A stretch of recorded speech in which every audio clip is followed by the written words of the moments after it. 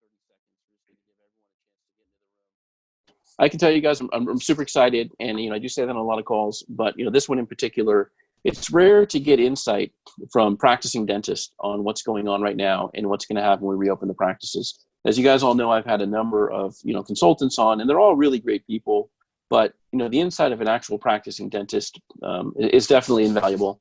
Mike and Paul do an incredible amount of research. They're really on top of these topics right now, and they're keeping track of everything day by day. So their Q&A is going to be really good.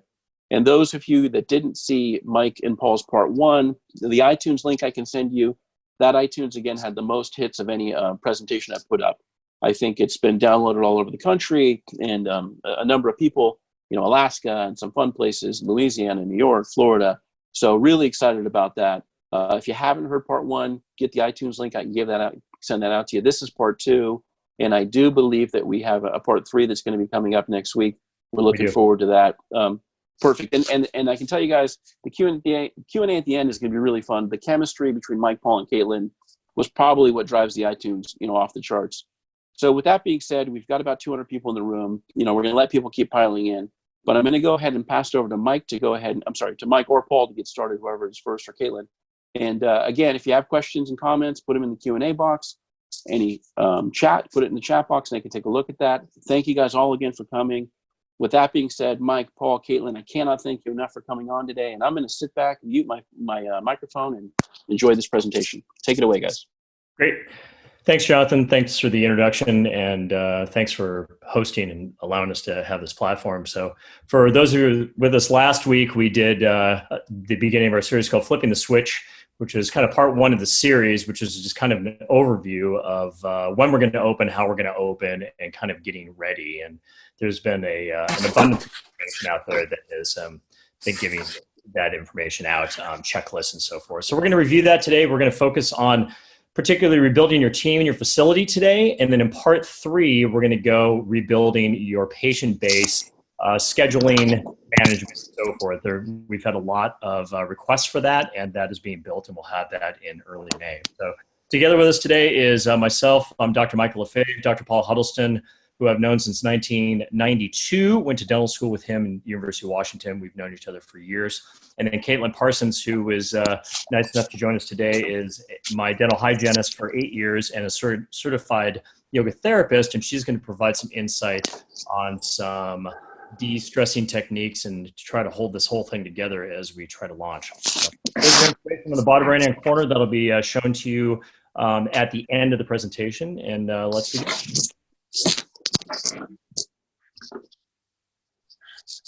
So to start off, a lot of you were with us on part one. We are a dental advising company, and we recommend and utilize a practice management platform called Buckets. It's an online project management system that allows you to put everything in your practice in an online environment. And you'll see references to that throughout the presentation. One of the most overwhelming questions we had last time is where you can get the checklist and the strategy list that we put together. So I just want to show you just anything you see.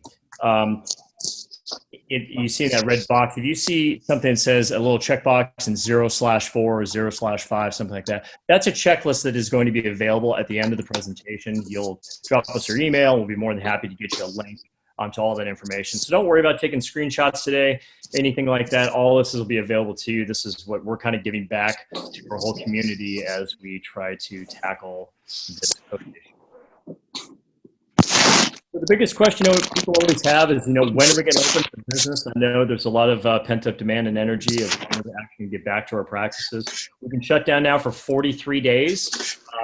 It just seems like yesterday, like a year ago, and I walked in my practice yesterday, and it feels like a shadow of its former self. It's going to be a bit of a challenge to get things back up and running, but we're at the point now where we're kind of rounding third, we think, in the game, and to start thinking about putting some strategies in place to get open. So we are always getting the questions, when do you think we're going to open? So we always start by sharing the data. We followed the state of California data very closely that the governor puts out in his press conferences and so forth. So as of 4/28, we had 45,000 cases, 1,800 deaths, and 577,000 people tested. But the most important number to look at is the increase. So when you look at the total cases, we had a 3.6% increase just a day ago. We are going in the wrong direction. We're also going the wrong direction on deaths. Now that's got a latency period of about 2 weeks from the time that people actually get the virus. So the number to really look at is that total number of cases. That will really tell the tale as to when we're going to start to see the loosening of the clamps on this, because that number has to start going down. And they've indicated they want to see 14 days of that going down before they're going to really start to make any recommendations on loosening the clamps. So you look at the new reported cases by day in California. We've published this each time that we've given our presentation, starting on February 26th, when we knew about the virus and nothing was done. And then we get to kind of mid-March. That's kind of where that 7-day average is. You look towards April 27th, notice that the number is going up and not down in generally. You couple that with what happened this last week with the beaches of Southern California, where everyone just flocked to the beaches as if everything was over. And I'm telling you, the behavior changes that we're seeing are not enough to where we're going to see the clamps loosened anytime soon if that continues. On Monday, Governor Gavin Newsom said the state was, quote, a few weeks away, not months away, from making measurable and meaningful changes to our stay-at-home order. The only thing that will set us back is our behavior. Not happy with the behavior we saw in Southern California at the beaches and other places as well. So that stay-at-home order is still in place, and it's going to take all of us to bear down and abide by it if we want to get back to a new normal. Here's the resilient roadmap stages that the governor set out. We have stage 1 through stage 4. We're in the beginnings of stage 1 right now. We're safety and preparedness. Make an essential workforce environment as safe as possible. Then you go to low-risk workplaces, high-risk workplaces, and then finally the end of the stay-at-home order. When you look at a dental practice, we fall into 2 stages. We fall into stage 1 and stage 3. So we're at the stage 1 where we have to make the essential workforce environment as safe. And then also we have to create opportunities for the higher risk sectors to adapt and reopen. In short, that means we have to have the proper PPE. And as we all know, that's very sought after and a lot on back order. But the ADA just released their interim guidance toolkit a few days ago, which kind of outlined what we need. And their recommendation is absolutely an N95 mask. And if you don't have an N95 mask, it's going to be a face shield plus a level 3 mask. I can tell you that my loops do not fit when you put a face shield down, so that is not a realistic expectation or ability to implement that. So when we're moving forward, we're looking at the challenges that lie ahead in the dental practice. And again, we are focused today on the team and focused today on our facilities. Those are the 2 areas of focus that we need to get up and running before we can ever open the door. And again, we're going to be focusing on the patient base and the scheduling on our next one. So the 3 things we're looking at is an unknown team outlook, unknown facility readiness, and unknown patient response. Those are the 3 unknowns that we really need to be able to tackle to where we can start to get our business back to normal, to where we can start to practice. We look at a timeline for opening day. We have this slide similar last time in our presentation. We're right there. We're watching Flipping the Switch Part 2. And we start to order supplies, to get your new scheduling format, patient emails and announcements, develop scripts and so forth with your team, and team training. The team training is the most critical. We're going to recommend at least a 2-day, if not a 3-day full training with your team prior to opening. Your dental practice is a completely different practice than it was before. We are essentially dry docked. We've taken our operation and we have just tightened down the clamps, and there is nothing going on there. So we have to restart this business from the ground up. So again, when you look at the challenges lie ahead, we're looking at the team, the patient response, and the facility readiness. So starting off on rebuilding your team, your team really is no longer a team anymore. It's been fractured, unfortunately, by this virus, and we're down to the number of individuals that most of us probably laid off. And the challenge is going to be starting to have to rebuild that team back together. The team's going to have a lot of questions. They're going to have a lot of questions about safety. They're going to have a lot of questions about teamwork. They're going to have a lot of questions about what their job looks like. We recommend ask yourself these 4 questions: does your team of them? Do you script and checklists in place to give them the tools that they need to be able to communicate effectively? Can they communicate with their patients on both non-COVID and COVID type issues? Remember, your team is paramount in putting those patients' mind at ease. They're going to have confidence to come back to the dental practice. And finally, is your team healthy and prepared for stress? Because as we know, dental practice is a stressful environment. We're probably going to throw a little bit more into that as we return. Our mantra is your team's message must be unified and on point. It's no different than it was before, but we have to be able to carry that message to our patients so they believe in everything we say. And this is a golden opportunity for us to really, as we hit pause, to be able to return back to our practice and work on our practice with our team members to where we have those messages well delivered. So to rebuild your team, you have to start by rebuilding their roles. I'd go back and look at the job descriptions that you've made for your employees, your team members, and I think you'll be shocked to see that those have greatly changed or vastly changed throughout the months or years, and it's going to change even more. We start off by recommending just start building a team task board to where you start looking at all your team members that you're going to rehire, start looking at all those job descriptions and roles and responsibilities, get those on a spreadsheet, start brainstorming and figure out who does what the best. That's the first place to begin.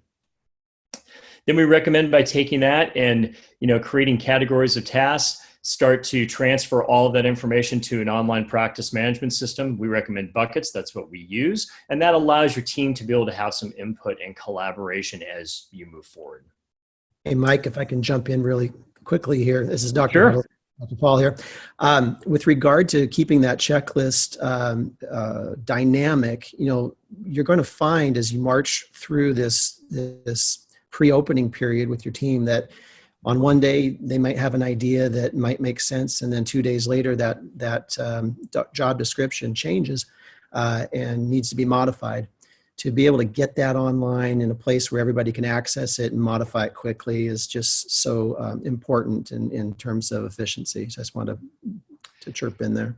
Yeah, it's a great point. When we shut down our office, it was the same thing. We went back to that we call the command center. We have an online command center for the practice that has the attachments of all the policies and procedures, all the protocols, all the vendors that we had to call and talk and negotiate with and make agreements with and so forth. It was all in one place. And, the old school office policy manual that's in a 3-ring binder is just not sufficient anymore. No one's going to read it. The web, particularly the webinars for dental, is just inundated with a lot of noise on checklist after checklist after checklist, and people have all the information they need, but they don't know how to be able to organize it and align it. And that's why we like buckets, because it really provides a one-place platform to where you can get not only all the checklists, but all of the information. And you'll see as we share that with you. Henry Schein and Patterson have provided some valuable information that we're going to share with you today, and we're going to have that on our site as well. So we have a practice resources section to where you'll be able to refer to.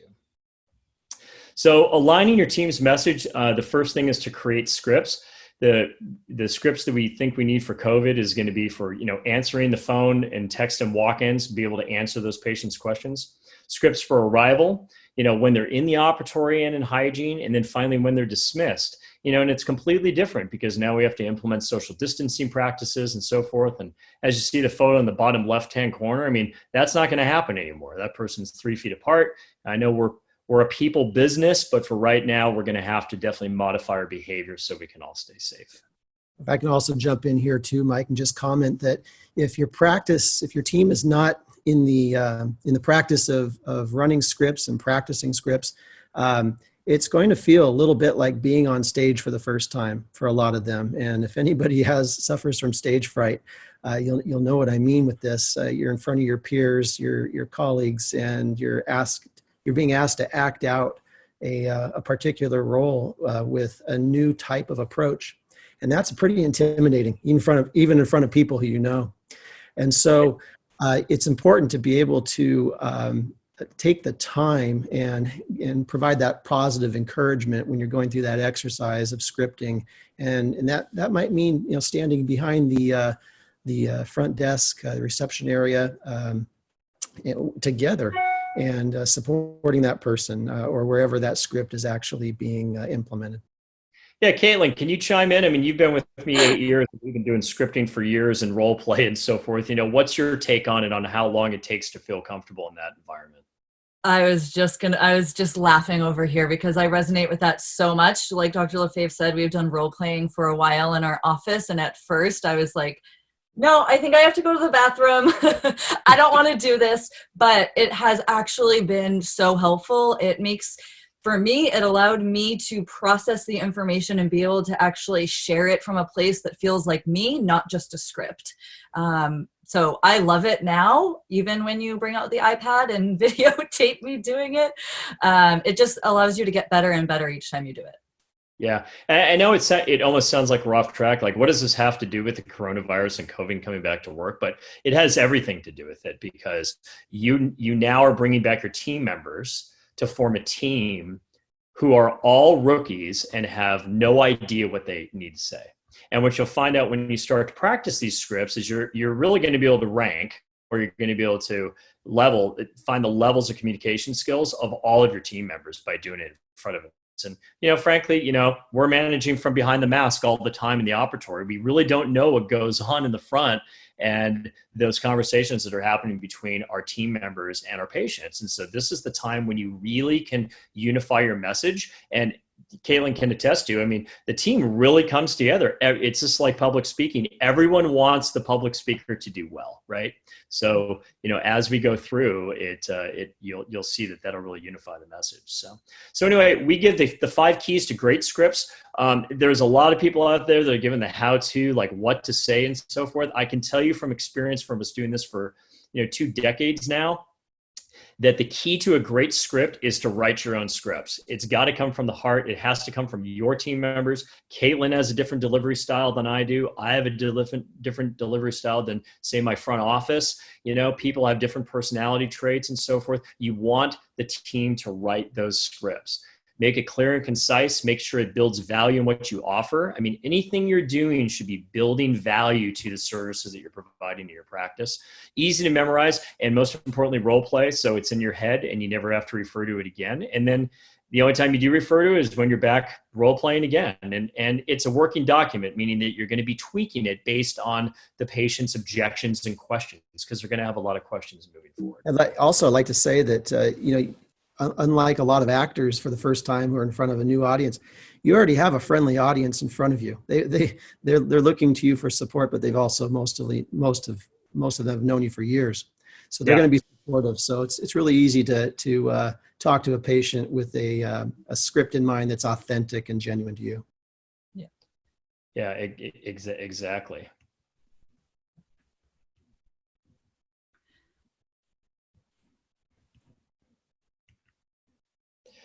And Mike, sorry, I just want to utilize this pause real quick. I apologize. I thought you were going to give us some really top secret information, because your identity is essentially hidden with your video right there. We can see it a little bit better, but the further you are away, it looks like it's the masked dentist, the dentist in disguise. So, not to make fun on that, but you can't really be seen. So, we want to see your pretty face. So if there's a light source you can put in front of you, once Caitlin or Paul starts talking, I hate to do this interruption, but I couldn't pass up the easy joke there to say that you're the dentist in disguise that's going to give us top secret information. There he is. I was wondering who the imposter was. Yeah.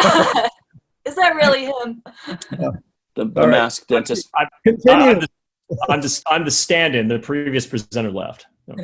So, can I just share one thing back on the role playing and scripts? I think it's just so important to remember that as the dentist or wherever you're at on your team, we're all in our own places right now. So we're all hearing different media and different information. So if we just come together and we don't form and we don't create scripts and we're not moving forward on the same page, we're not this cohesive team, and the office and the patients aren't getting the same message. Absolutely. Caitlin, it's a good time for you to chime in, because, what you're doing is you're bringing new concepts and new ideas into the dental practice. Just like when we as dentists go to a great CE course over a weekend and we fly home on Sunday and we're all fired up on Monday and the team's going, uh-oh, here he goes again.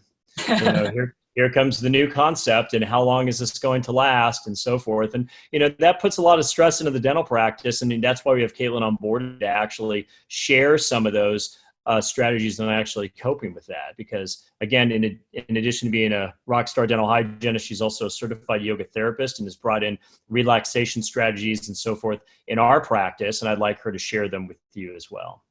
Caitlin? Yeah. So we wanted to bring me on as my perspective. Like he said, as a hygienist, I've been working as a hygienist for 12 years with Dr. LeFebvre for 8 years. But I'm also a yoga therapist, and I specialize in pain and ergonomics in stress and how it affects the mind and the body, and really how it affects the dental community. So I have a Facebook group of over 700 dental hygienists. So I'm constantly hearing the feedback from hygienists of what are our concerns moving forward? What do we want in place, or what do we need in place in order to move forward? So before we dive into just even the stress component, I wanted to touch on making sure that as the dentist, as the practice owner, that we're addressing the concerns and finding solutions, because there's a lot of hygienists out there, a lot of teams that for 6 weeks, we haven't heard anything. So we have no idea what's going on. We have no idea if our dentist is doing research, or if we're going to be safe when we go back, or when we plan to go back. So there's a lot of unanswered questions. And I think just making sure that your team understands that you understand the risks and the concerns, that we can move forward together finding solutions. And I put this: you can't win the race if you're still at the starting line. Can you go back?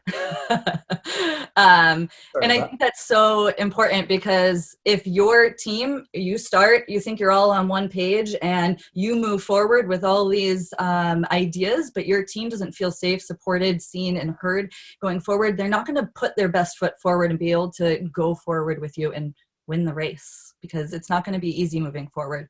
So a few main pieces here: communicating with your team, I think beforehand, making sure we're all on the same page, and making sure we're communicating as things go, because like Dr. Paul said, things are going to be shifting. Our roles are going to be shifting. I mean, we know day to day we're getting different information about what's going on. So we know that moving forward, it's going to keep changing and shifting. So making sure just communication is on point, making sure there's a plan, a who, a how, a where, a when, all of those things. Addressing PPE is super important. There's a lot of people talking about there's a lot of schools of thought on everything, and making sure that you and your team feel comfortable and safe and on the same page is going to make things way easier. And of course, like they're touching on getting things all set up and planned for when you are going to open. And then the last piece is just the schedule, making sure you're all on the same page with the schedule. Everyone feels comfortable. I know that's something that we're addressing as well. So. Yeah, that's great info. I'll just interject, the great slide, you get that who, how, and where boxes there. That's kind of what Buckets does, is you'll see it's basically like a who, what, when board on steroids, to where you can move these things around in real time and dynamic. And Caitlin can attest. I mean, we use that in our practice all the time, and talk about leveling the playing field of where everyone has a voice. I mean, it's just great, the amount of information that gets in there, and that information's in there forever. So I'm glad you touched on that. Yeah, I mean, we check on the buckets every Wednesday meeting, and we can tag people in it, so we're all held accountable. I love it. Great millennial team. Yes. Next piece is, we already know that there's stress in the dental office. There's, we're inundated with late patients, with patients that are scared and nervous. There's all the things. So there's already this undertone of stress in our office. So moving forward after COVID, how are we going to maintain a level of calm, maintain a level of focus, maintain a level of almost resilience, and being able to go with the flow? Because if we're stressed already at baseline, and then we go in after COVID and we don't have a plan, we don't have a system, we're not taking care of our mind or our body, and all of the team members are running around like that, that's going to be like a crazy scene. So just making sure that we are taking measures to, of course, set a plan and keep the plan and implement the plan and make sure communication is on point. It's also so important that we're all actually taking care of ourselves, and that we're not a basket case, because we know that we already have nervous patients. They're already anxious. So if we're anxious, if we don't know what to say, if we're scatterbrained and stressed, they're going to feel that as well. And it's going to just make things way harder. Yeah, I think the most important thing is we know what stress does to us. We know that when we're stressed, we're not communicating as well. We're not focused. We're not communicating with our patient as well. We're not communicating with our team as well. And then the patients aren't getting the quality care as well. So there's a lack of focus, lack of communication, lack of motivation. We're just way better people when our mind is taken care of and when our body is taken care of. So making sure that you maybe take different steps, and they can be really, really simple steps to make sure your team feels supported and feels less stressed. And I think one of the biggest things is it starts with you. You are the leader, you're the leader of the pack. So how can you show up? And whether it's just you taking care of you and feeling good moving forward, and that sets the tone for the rest of the office, or that you start to implement different things. My biggest things as a yoga therapist is breathing techniques, meditation, and movement, yoga therapy. These are ways that we can literally shift our body and our mind from the stress state, our sympathetic nervous system, into a more relaxed, calm state. And again, it's in the more relaxed, calm state that we give our patients the best quality care. Hey, Caitlin, can I chime in for a second? So, we kind of work either the standard 8 to 5 or 7 to 4 work day and so forth. Looking at it, when would you recommend that a dental practice implements some type of a strategy, and what would be the first thing you'd recommend? So many ideas here, Dr. Mike. One of the things, and I created actually a little freebie for you guys, is do it in the morning meeting. There's literally breathing practices. I created a breathing practice, a meditation for you guys, and just super simple stretching. They're all under 10 minutes. 2 of them are under 5 minutes. You can do a breathing exercise in a minute or a meditation in a minute and just feel more centered and more grounded. So morning meeting is an optimal time. If you were in my brain as a hygienist, I breathe between every patient. I have little stretches that I do. You could do it in a weekly meeting, even taking 5 minutes, 3 minutes, 10 minutes to do some stretches. There's so many, even just free ones on YouTube. Well, I could tell you with 40 some odd days on my back has never felt better. And I never want it to feel like the way it did 45 days ago. So we're definitely going to implement that more even on a daily basis. We do it in our weekly meetings, but that's going to be part of our routine. Cut something else out that doesn't have any value, and we're going to bring those techniques in. So that's fantastic information. Yeah. So if you're interested in the freebie, again, it's a 3 practices. It is on this website. You can screenshot this web page, or you can just go to my website and you can find it there. But there's definitely other ways that you can keep people excited and keep people feeling good. You can ask your team what they're looking for. There's so many people doing different things. You can create a challenge, whatever it looks like, whatever resonates with you and your team, but making sure that you're aware that there's different ways that we can support each other moving forward and actually thrive way better from that place. Fantastic. Caitlin, be prepared to be inundated with questions. And Caitlin, if I could chime in, geez, that's good stuff. I think when we have a PPE specialist being designated within the practice, maybe we can have the hygienist be the designated calming person within the practice. And with that being said, I would love to invite you back to come on next week. Possibly we'll have all the doctors invite their hygienist to come on. Everyone's invited. But if you could do a presentation for us just on what you do with the practice and becoming a calming presence, especially as we go back into this post-COVID high stress environment, would you be willing to come on and talk to us? Yeah, I'd love to. Sharing from that place, I used to be, I had loads of pain. I've had shoulder pain. I've had low back pain, so many different areas of pain and discomfort. But even more than that, I lived with chronic stress and anxiety for a really long time. So when I started working as a hygienist, being chronically stressed and anxious all the time, I'm sure a lot of you resonate with a quick schedule and things are constantly moving. It is a lot. And so finding different breathing practices or different ways that work for me to calm my mind and relax have made me not only a better person, even just for myself, but for my patients in the office. And I know my work is way better just because I'm more present. So, Caitlin, you and I were talking about that the other day, is of how many hygienists go on disability But how many hygienists go on disability that are not even aware of just because they start to cut days? Yep. I can't do 4 days anymore. I can't do 3 days anymore. And it's just because physically and mentally they're worn out, and so you've kind of seen that, with your groups and so forth. So I just got to give her props, and what a fantastic resource. If you want to keep a happy and healthy team, I'd encourage you to seek out her advice. Perfect. And as I come up out of my downward dog pose, Caitlin, you just obligated yourself in front of 300 people to come back on next week. So we'll go ahead and schedule that, and I look forward to that. So I apologize for the interruption, guys. Take it away. Fantastic.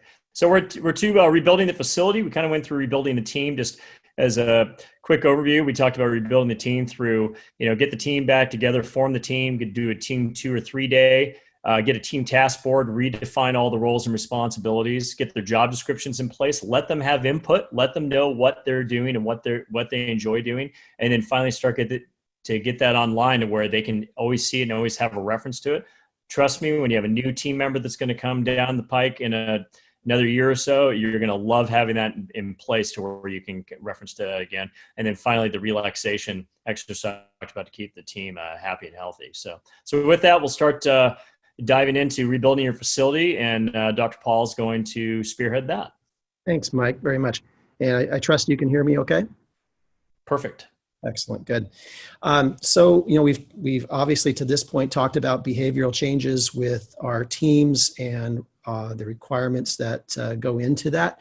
And that's a process that will evolve over time. We also need to make changes to our facility. And I know a lot of you have done some research and heard a lot of input regarding what we need to do to accommodate for spacing and for readiness. So I just want to pictorially have an opportunity to show you that with this type of, let's see, Mike, are we, pardon me, everybody, I'm unable to advance my slide here.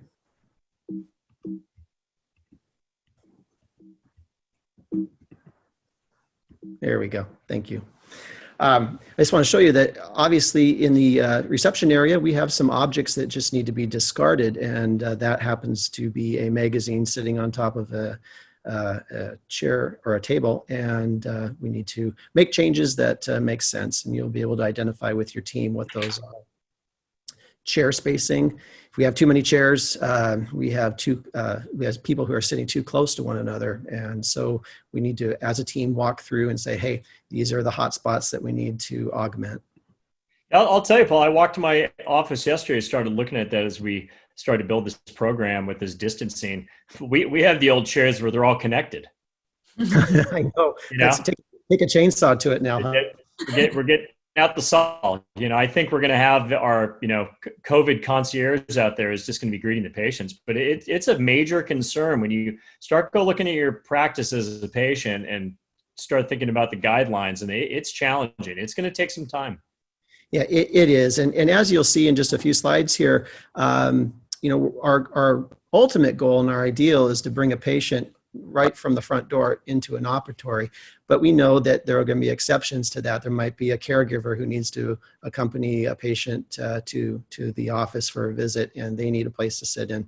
And other scenarios might come up. But obviously, we're going to drive home the point of spacing and providing some type of guidance in the office to accommodate the new normal.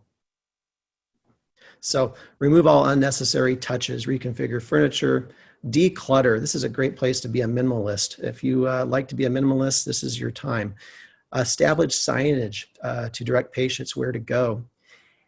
Everybody's been to a grocery, or maybe not everybody, but a lot of people have been to grocery stores lately. And if you're like me, you're starting to feel a little bit more secure when you see guidance for spacing, 8 feet apart, unidirectional aisles, and specific strategies at checkout. That's becoming the norm now. And so if we can thank the grocery stores for setting that in all of our minds, and we need to... I'll chime in, Paul. I'll tell you, it's patients are going to notice. We Trader Joe's and we go to Vaughn's down here in Southern California, and Trader Joe's oil machine. You walk in one door, they're directing you. They have all the sanitation centers and sanitizing centers in place. To Vaughn's area to pick up something. No one was practicing social distancing. I walked up. The guy used the credit card terminal. He put the card in, took the card back out. He punched in his number, and she's got her mask on and her gloves and everything. And I'm like, are you going to sanitize and disinfect the credit card terminal? She goes, oh, I don't have time to do that in between every customer. She goes, but we do a really thorough job. And that's the last time I'm going to that store. So, it really, the details matter. They do, and like we talked about before, that constant revisiting of these patterns these new patterns that we're trying to form in order to tie those loose ends are really important. So, just a pictorial of the removal of chairs talked about before. And being sure to modify your wash areas. Actually, tell patients that we have safe zones in our office, and these safe zones will, when you're standing in them, they require all of us to pay attention, step up.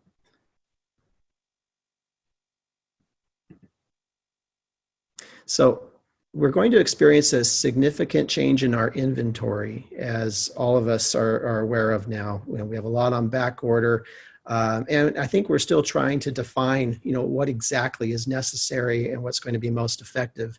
And at this point, I'd like to point out that there, in my mind, two priorities for us to address. One is our own safety and the safety of our teams, as well as our patients, and the perception that we are trying to promote to our patients. Perception is so important, and even though we talk about safety and infection pathways, perception is going to make a huge deal, because we know that people are going to be talking about our practices. We know when somebody comes to the dental office and for the first time since shutdown and goes back to their place of, their home, or maybe even their place of work if it's open, they're going to talk to their colleagues and to their friends about their experience. How was it at the dentist? Oh gosh, I can't believe the changes that were made. They had me go through this, and this. And I felt really safe. Or conversely, it might be, boy, nothing really changed. And I was a little concerned when so-and-so put a hand to someone's face and didn't wash. So we have to be really careful about our behavioral changes and know that that's coming. So perception is really important. I think it's really instructional. I think I got bumped off my screen here. One second, everybody. There we go. Thanks. Can you hear me, Mike? Yes, I can. Thank you very much. I think it's instructional at this point to actually show you a flow of what will happen in the office as it relates to these physical impediments or even new physical attributes to the office.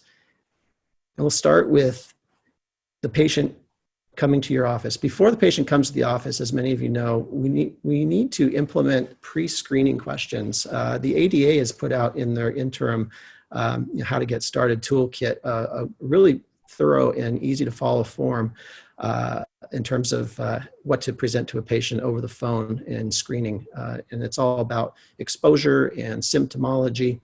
You'll find that very useful. And we'll have a link to the ADA's toolkit if you don't already have it yourself. But when the patient comes to the practice, we're going to want to have them wash their hands or at least offer them Purell for their hands before they get to the front door, and have them come through that door, preferably without touching the doorknob. If that's not possible, we're going to have to provide some wipes for them to be able to grip the doorknob and instructions to do so. That behavioral change is crucial, but it's also very challenging. Just that first step of getting a patient in. We want to have that patient wear a mask into the office, and and be greeted by a hygienist or a dental assistant, whoever will be the designated greeter for that particular patient. So in the best of all worlds, the patient will text or call the office saying they're ready to come in. They'll go through those steps. They'll be greeted by the appropriate clinical team member. And then that team member will bring them directly to the operatory. Prior to getting to the operatory, maybe at the sink, a couple of activities are suggested that will be conducted by that team member. And one is taking the patient's temperature, not one that touches the forehead, but one that's able to do so from a short distance away. The second activity that you might want to implement is putting on a pulse oximeter onto the patient's finger, just to ensure that their pulse ox readings are in the appropriate range. COVID patients sometimes will show no distress, or maybe a minimal amount of distress that can be discounted when their pulse ox levels are 80 and below. So we want to make sure that every measure is taken to identify if somebody has an infection or is in distress. So after washing hands together, the hygienist should demonstrate in front of the patient that his or her hands are washed, and that he or she is wearing the appropriate garb. Patient's going to be seated. And in a few seconds, we're going to talk about that seating experience and the experience in the chair for the patient. But that's just for now. Skip over what happens during that appointment, and let's move on to where the patient's now finished. We're going to definitely want to have the patient wash their hands afterward, as well as our team members when they exit the operatory. And we want to have the team member actually take the mask off of the patient, so the patient won't contaminate their hands inappropriately. So that series really needs to be addressed in some type of a fashion where we're role playing, prior to ever doing this on a patient. This will probably take 6 to 7 run-throughs for our clinical staff to get right, my guess is. But it's a very safe sequence to implement.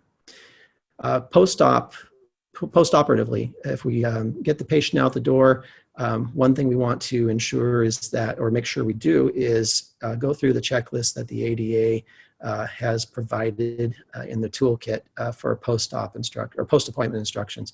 And what that means is that we want our patients to be able to report back within 14 days if they've had any signs or symptoms of COVID-19 infection. That way we know that the patient was potentially exposed, or at least had that virus on board in our office, and we can start to take appropriate measures. It's natural to think about this process ideally, but most of you are probably thinking, well, how the heck are we going to collect here? Where's the appropriate place for us to bring the patient to the reception area to have a transaction take place? And I would argue that the worst place, and I think we all probably know this, is that the worst place is over here after the patient leaves. You know how hard it is to chase after a patient to collect.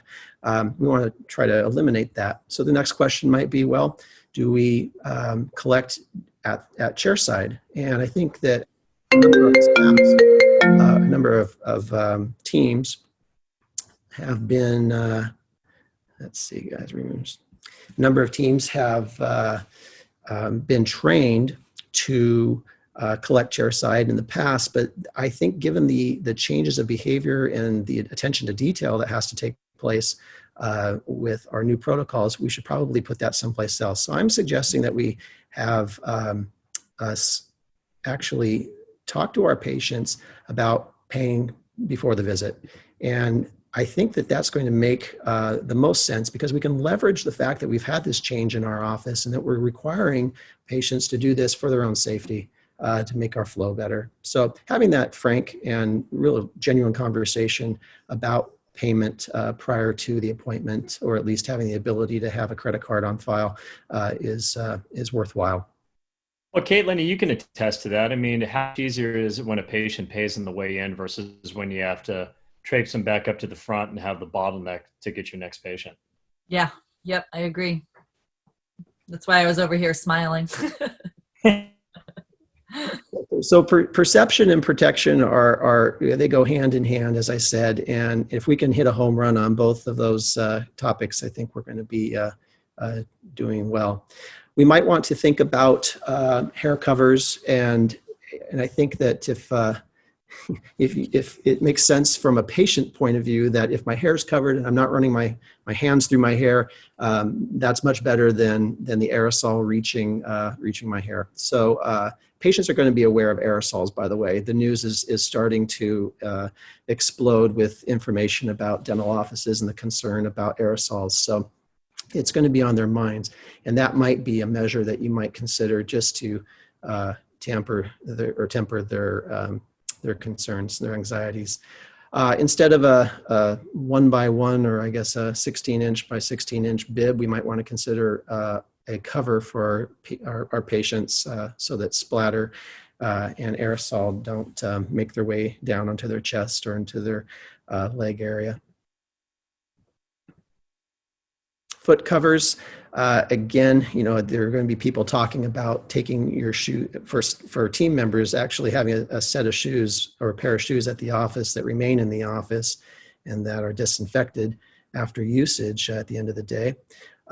Patients are going to be wondering the same. Well, what about people tromping on carpets, or am I going to get that on my shoes? Again, this is just a protective measure to make the perception better for you. And I think we have to have some type of a policy intact with regard to cellular phone usage in the operatory. I can only imagine that that'll be a tough one to address in some ways, or for a patient to accept. But we need to, I think, be very diligent when it comes to keeping the cell phones in people's either bags or purses or out of the operatory. Eyewear is a given. We want to be sure to make sure their eyes are always covered. And after an appointment, if you think about the aerosol sprays that will actually touch the patient's skin on their face, we want to make sure they have something to wipe with. We should never be taking anything contaminated out of an operatory. So every operatory really needs to have some type of receptacle into which contaminated gowns, contaminated gloves, and so forth can be disposed of. There has to be a protocol in place.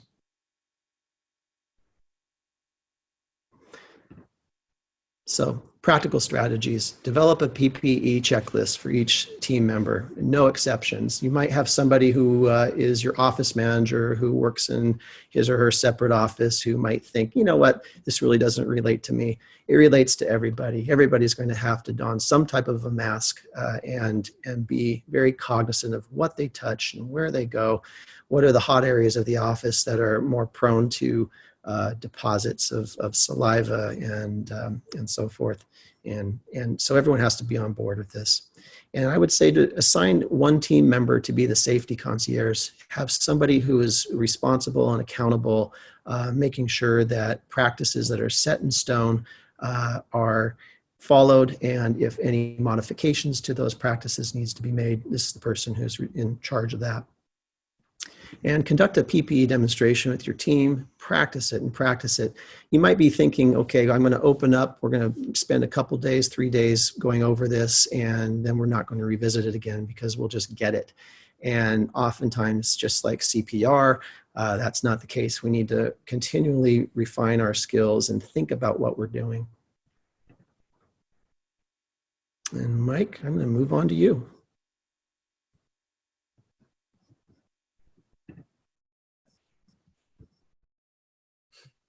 Mike. So Mike, now we definitely can't see you. First you're in the shadows, now we can't see at all. But it does look like you're controlling the screen. So your microphone might be off, Mike, and if you bring it back on, your video will come up. There it comes. All right, you're up. So of all the questions and discussion that we've seen in all the chat rooms and the groups and then webinars is about aerosols, and there's a lot of people out there giving what they want to address this, and in our views, doctors and as hygienists, as providers, this is the biggest question and the most troubling. This is the reason why dental offices closed, is because we're producing aerosols in the laboratory in both the hygiene environment and the dentist environment that can now spread virus to others in both aerosol form and drop form. By the way, we'll post it on the Buckets Project. There is an outstanding podcast called Epidemic, and it goes into science by physicists of what aerosols are, what drops and droplets are, and how long aerosols remain in the air. I strongly encourage you to listen to that podcast, about a half an hour, and just fantastic information if you really want to get behind the science of how all this works. There's a lot of misinformation out there. So you want to be able to kind of get a baseline. So we're going to cover aerosols today, and then actually, what our protection measures might look like. So we went and did the research, and we found a study done by Rilla Christensen with CRA back in the mid-2000s. And they were starting to look at what is the effect of aerosols in the dental workplace, particularly in the operatory. And what they did is they used air abrasion as their test because they could actually measure it. And so what you're seeing here on the air purity test data, which is the name of their chart and their study, is that particles per cubic feet that they measured in these different environments. So the ambient air was a baseline of 35,000. Okay, so that's if you're walking into a dental office in a non-clinical area, that's what you would expect to be breathing. You start to get to the operatory environment, which the hot zone is a 3-foot environment. So if you draw a 3-foot radius around the patient, that's kind of the hot zone. And it was interesting, the study said, unfortunately, many providers choose to operate within the zone. And Paul and I kind of joked as to, well, how do you work outside a 3-foot zone and work on a dental patient's mouth? So that is not an option. So we have to be in that intimate zone. And so this is what we're producing. So it goes from 35,000 to 896,000 parts per cubic feet of particles. Okay, so we're going to assume that the virus is like that. It's going to jump that much. The good news is when you get to an HVE tip, so high vacuum evacuation tip, which we all use in the dental environment on the dental side, it drops it down by 95%. Does a fantastic job of reducing the amount of particle size in that environment. Air filtration high and low, those are air filtration units, which we're going to cover in a moment. So that's an air filtration unit that replenishes the air 6 times per hour. That's on the low setting and the high setting. So you can see that going from the HVE, you drop it about another 5 times, and then you cut it by another 2/3 when you start to get on that high setting. Now, the good news is we've got 95% removal of the HVE. The bad news is we still have the 5% that's going in the air. And when you listen to the podcast, you will be shocked to see how long that these viruses actually remain in the air.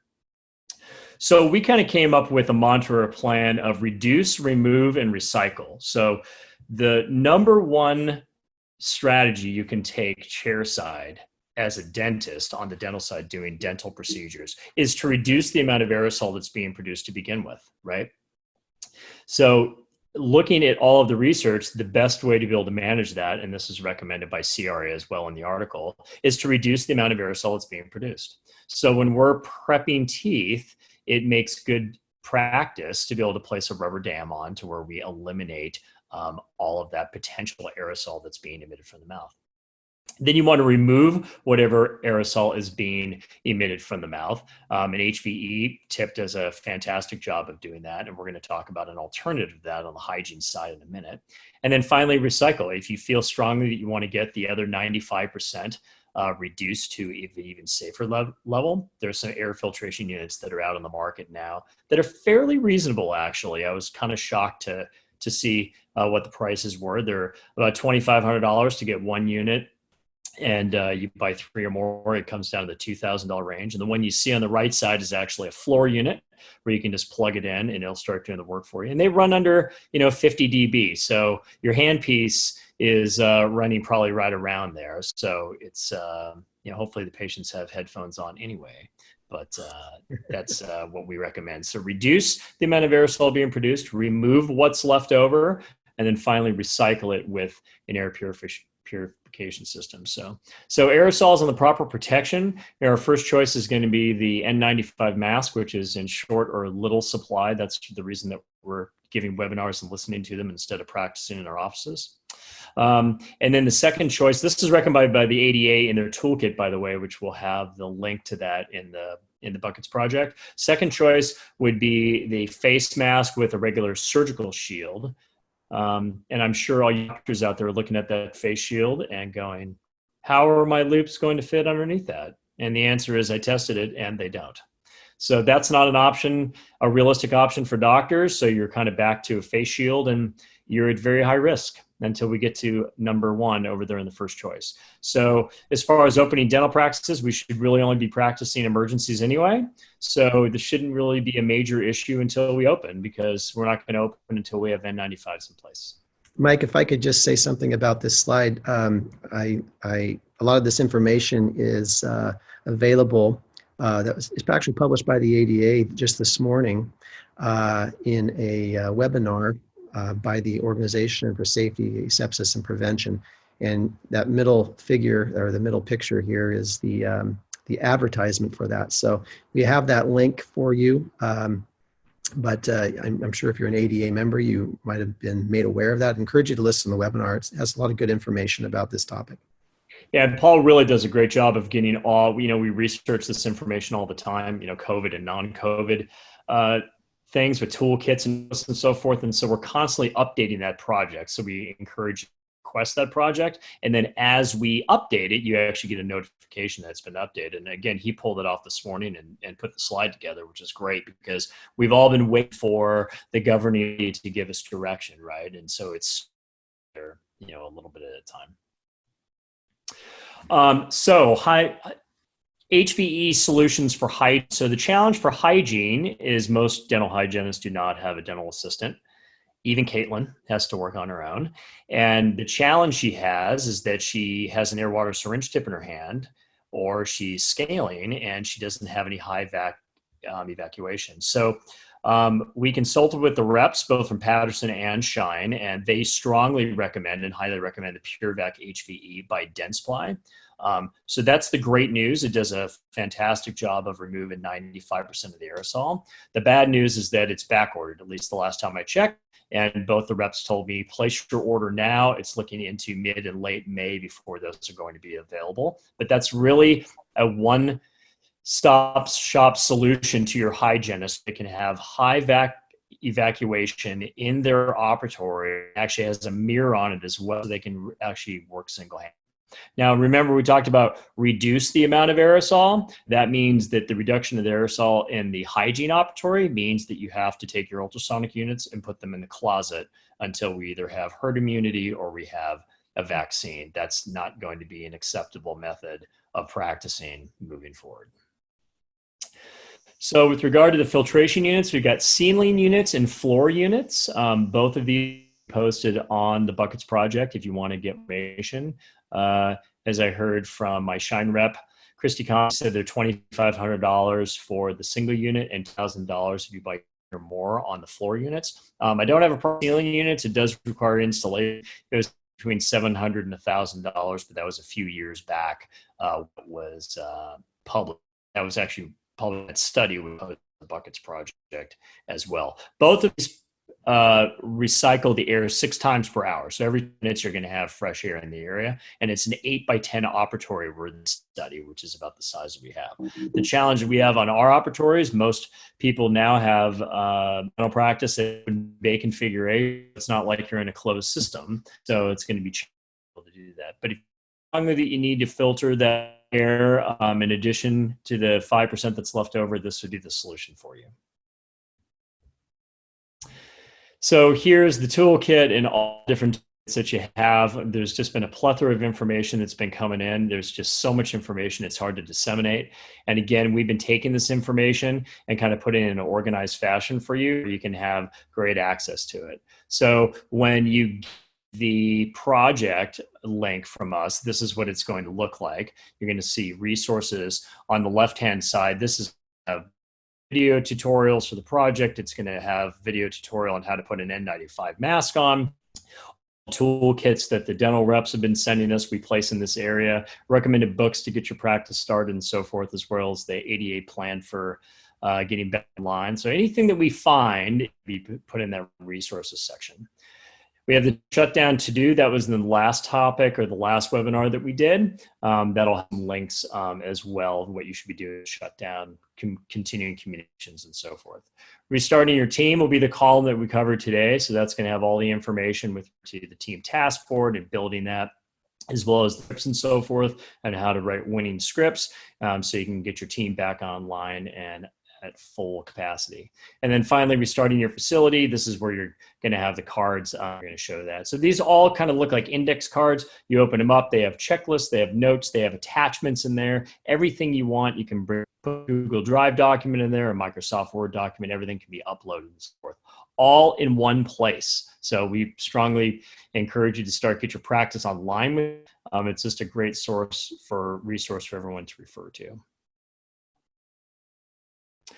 So resource acknowledgements, big thank you to Jonathan, Doctor's Insurance Broker, for putting these webinars together. You're the first one that he put together weeks ago, and just exploded already, and it provided for us to be able to just and give this information to you. A great shout out to Chris Conway, Tim Flood, and Tom Sluzik for providing all the information with regard to the air filtration and the PureVac. They're your great resource. Definitely want to call your reps, get these things ordered. They can provide even more information for you with regard to the air filtration systems. We will have that information on the website as well. But without the reps, we're dead in the water. We definitely want to contact your rep and get a plan together for not only the aerosol management, but all the PPE, and they know in real time what's going on. So we invite us in May. It'll probably be early on flipping the switch part E, rebuilding your schedule and patient base. We'll start going into some strategies on how to schedule properly. We had a question with regard to how do you schedule hygiene, as far as do you double up hygiene in the beginning, and what does that look like 3 to 6 months down the line? We'll have some strategies that we've kind of come up with that will help you with that. Also on how to contact your patient base, putting the confidence back in your patients to be able to call your practice and hopefully get us started.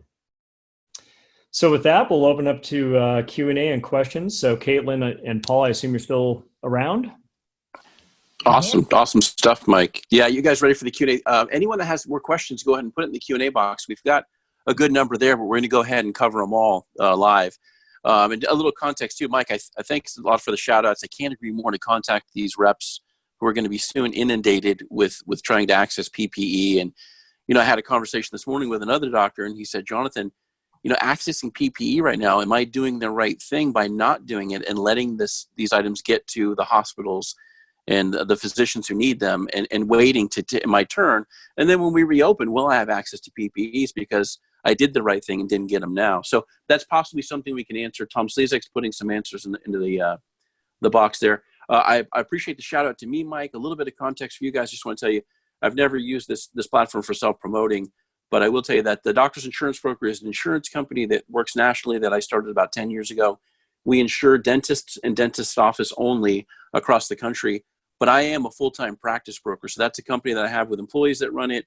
In fact, today, it's a good segue, I've got to go take a few listings this afternoon. So I've talked to Caitlin privately in the chat. She's going to help facilitate some of this Q&A here towards the end if I have to step out and head to my meeting. But I'll still be on the line with the great technology of Zoom. I can manage this call from my phone, and we can end it there. But with that being said, let's get into some Q&A. Mike, Paul, Caitlin, are you ready? Fantastic. One final slide. One of the biggest questions we had last week, and we thank you for all the questions and the requests that we had. I hope we got to everyone, was how do I get the list that you showed? So visit apollodentaladvisors.com. You'll see at the bottom on the contact us section, put in your practice information. A lot of you are seeing this for the second time, so we have that information, and you'll get a link automatically to it. We encourage you to join buckets.co for the checklist and practice control that allow you to actually edit those checklists, move them around, add and invite team members into the project, and actually start to build your practice. That's what we do as advising, as practice advisors. We actually get you online to where you have control of your practice. And then finally, to relax, visit CaitlinParsons.com. She'll have that freebie for you, and then get you some more information on how to do that as well. Contact information there is on the bottom right-hand corner with our names. We'll leave this slide up throughout the remainder of the Q&A. Yeah, I appreciate it. I was going to ask you if you leave that up during the Q&A. And again, I definitely advise you guys to reach out and contact, Mike and Paul and Caitlin. We talked last week about having community and kind of a mastermind group and sharing ideas. And, now you have access to Caitlin, Mike, and Paul to share their ideas as well. I can tell you the exciting part for me as we start this Q&A, because the rapport between these three people, and especially Mike and Paul that went to dental school together, is something special. I anticipate, and I'm going to bet, that they're going to have their own podcast pretty soon here, because I love to hear the back and forth between these two guys, because they're doing a lot of research on these topics. They're putting a lot of time and energy into helping us as a dental community to get back up and get the office back on board. So with that being said, we're going to do the Q&A. You definitely have their contact information there in front of you to reach out to them. I'm going to kick off the Q&A for a little bit and dismiss some of these questions as I go. And then at one point, again, I have to go take 3 listings today for doctors that want to explore selling their practices. They've enjoyed hearing me and want to work with me. Yeah, it's crazy. I didn't intend it that way, but there will be a point that I'm going to pass it off to Caitlin, and she'll kind of MC the Q&A, and again, I'll listen from my phone. So the first question, do you have any scripts to provide us that we can use as templates? Do you guys have scripts you're providing? Can they reach out to you through one of these mediums? That's a great question. So as far as the specific scripts, kind of as we covered, there's a ton of information if you want to kind of get the how-to, but we recommend that you write your own scripts. We'll start putting some outlines of scripts on like an idea or an example of how, like, the script for when the patient walks through the front door. But as far as the step 1, step 2, step 3, that's, you have to kind of get the idea of how to write great scripts and then start to write them your own, and then they're genuine. Otherwise, it's going to feel like it's forced, and they're not going to believe that it's coming from you. Perfect. And there was a few questions that were answered to you, and you were kind enough to answer those privately. But can you go into that answer box, that queue, and read those aloud for the sake of the 300 plus people here, to give them the answer straight from you as well? Yeah. Corey said usually the reappointment is done after the cleaning and the payment is done at the same time. So based off that, I was just asking, is the payment and reappointment done in the back? In which case, I'm curious to see what Dr. Mike and Paul think, but I think you continue doing payment back there. But if the reappointment and the payment are done in the front, how can we start to shift that? Because you don't need to go to the front for a payment if you can do it ahead of time, right? And then we don't have that bottleneck at the front of the office. So yes. So I'm assuming that in the practice that the reappointing is done, we're talking in hygiene, that the reappointing is done by the hygienist chair side, so that would be done. So you'd be handling all the clinical aspects, and then the reappointing, and then the payment is taken, on the way in. We're going to start shifting to where we're going to have credit card terminals in the operatories for the hygienist, to where they can process these patients. And we're just talking for nominal charges. They're buying toothpaste or a Sonicare. They're not going to be, doing a full treatment plan. We're not expecting that. But just, again, back to what Paul was talking about on the facility side, you want to eliminate those patient touches, right? And so you want to have one person in control of that, and try to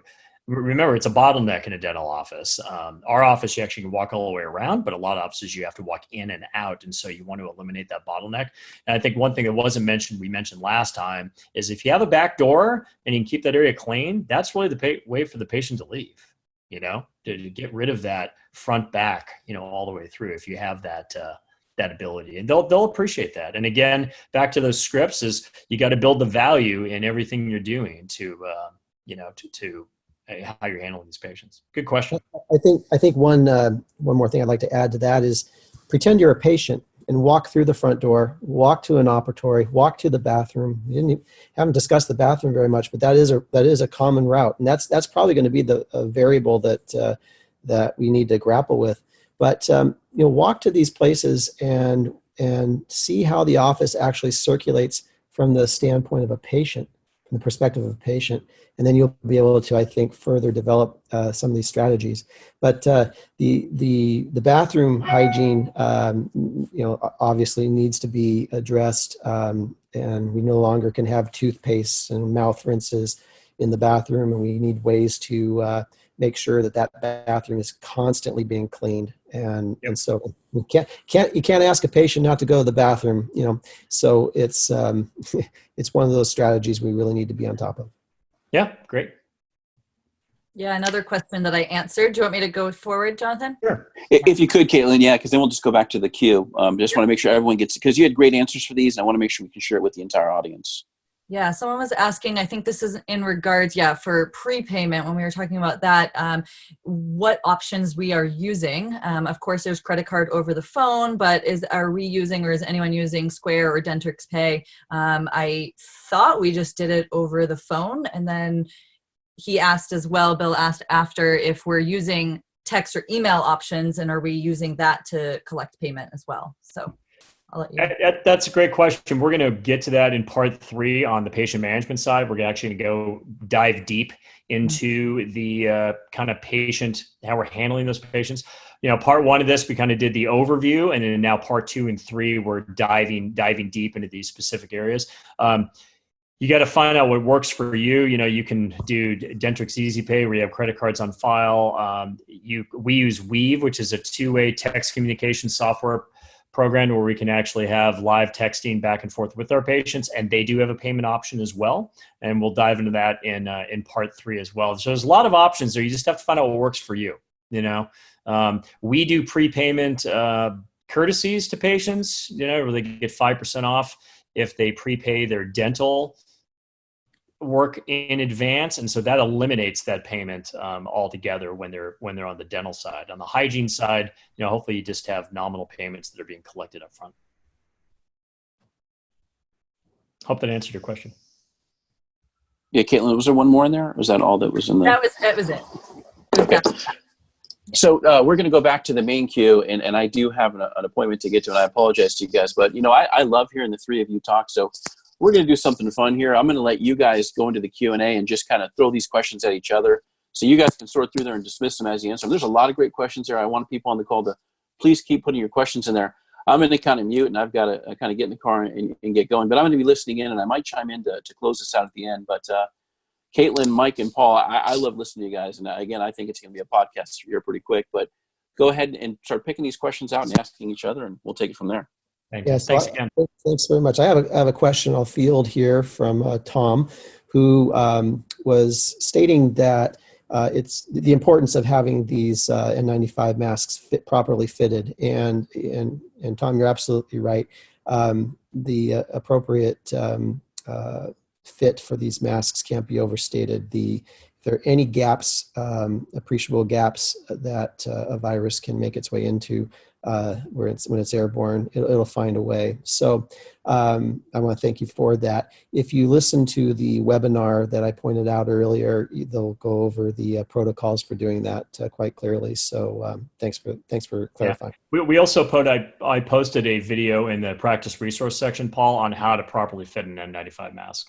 And It's been waived on having that kind of certified, but that'll show people how to do that properly. And if it's not fitted properly, they did a study a while back, and the number one way that healthcare professionals in the hospital setting were getting infected was from droplets from improper donning and doffing that mask. Right. Mm. Wow. Let's see. I'm going to pick up another question here. Pulse ox is only necessary in patients who might be otherwise symptomatic. It won't be necessary for asymptomatic patients. It's a good point. I think that if the motivation of the patient is pure and they're able to assess themselves and be honest in doing so, that works well. I think that we will find that some patients will slip through the cracks, either because of naivete or ignorance about their current symptoms. They might make certain assumptions that, hey, you know what, I was in the dental office 2 years ago and I had a bad cough and it was fine, and I can only get in during this certain time. There are other motivators for moving patients into an office in their minds. And sometimes that comes at the expense of being honest with one's health. So I think that it's very true. If a patient has some type of symptomology, then a pulse ox is appropriate. If they're asymptomatic, they're likely going to be just fine. However, there have been cases, as reported by a pulmonologist who worked at Bellevue Hospital in New York, where the symptomology was nearly asymptomatic, and much to that person's surprise, a pulse ox was at 65 or 70 upon reading it. So a lot of variability, a lot of information still coming in and being documented with regard to narrowing the focus on this type of infection. And hopefully we'll have some more clarity over time. But I think erring on the side of caution is a good mantra for everybody. One question just building off of that, someone was asking, so if you can't get access to an N95 mask, the other option is surgical face mask with a face shield. That's correct. That's what's recommended by the ADA, if I'm not mistaken. Is that right, Paul? That is correct. Those are the two options. I also want to mention that this is an interim period, and the ADA recognizes that this is about the risk to the provider primarily, and the provider has to make that determination for themselves. Is this procedure, is this patient's condition important enough for me to have to modify or to exercise some type of implementation of protection that falls outside of their recommendation? Prudence is important, and I think, again, being honest with what our assessment is, what the risk is to the patient by not treating, what the risk is to us by having ill-fitting equipment or no equipment that's reasonable within our inventory. Those are questions that are inundated with strain. I mean, these are difficult questions to answer, and it's going to be up to you to answer those questions for yourself. Caitlin's, what's been on your side since you converse with so many dental hygienists? What's the consensus over there? What are they thinking? There's everyone's wondering the same thing, I think. They're concerned. Yeah. I think that the concern, it brings up another issue that we all have to grapple with too, and that is dealing with objections that are coming from a really good place from our team members. Team members are hearing all sorts of information. They might object to treating a patient with PPEs that are inadequate or maybe come from the gray market, and they might hesitate to do so, which will bring the decision onto the dentist to either take the step and perform that procedure on that patient in lieu of the hygienist in this case, or reschedule. Paul, if I can interject, that brings up a great point in talking to the full service reps, Patterson and Shine, and, they will only buy from legitimate manufacturers, obviously, but I'd just like to put that out there because we're being inundated with emails that you can get N95 masks for X number of dollars from these, offshoot companies. So you definitely want to invest in your full service rep to make sure that you're getting the real deal and authentic material, so they're definitely not all the same and so forth. So they can guide you in what to order and let you know what's available. We're still probably going to be in a rationing type situation. We certainly are now. So reach out to them.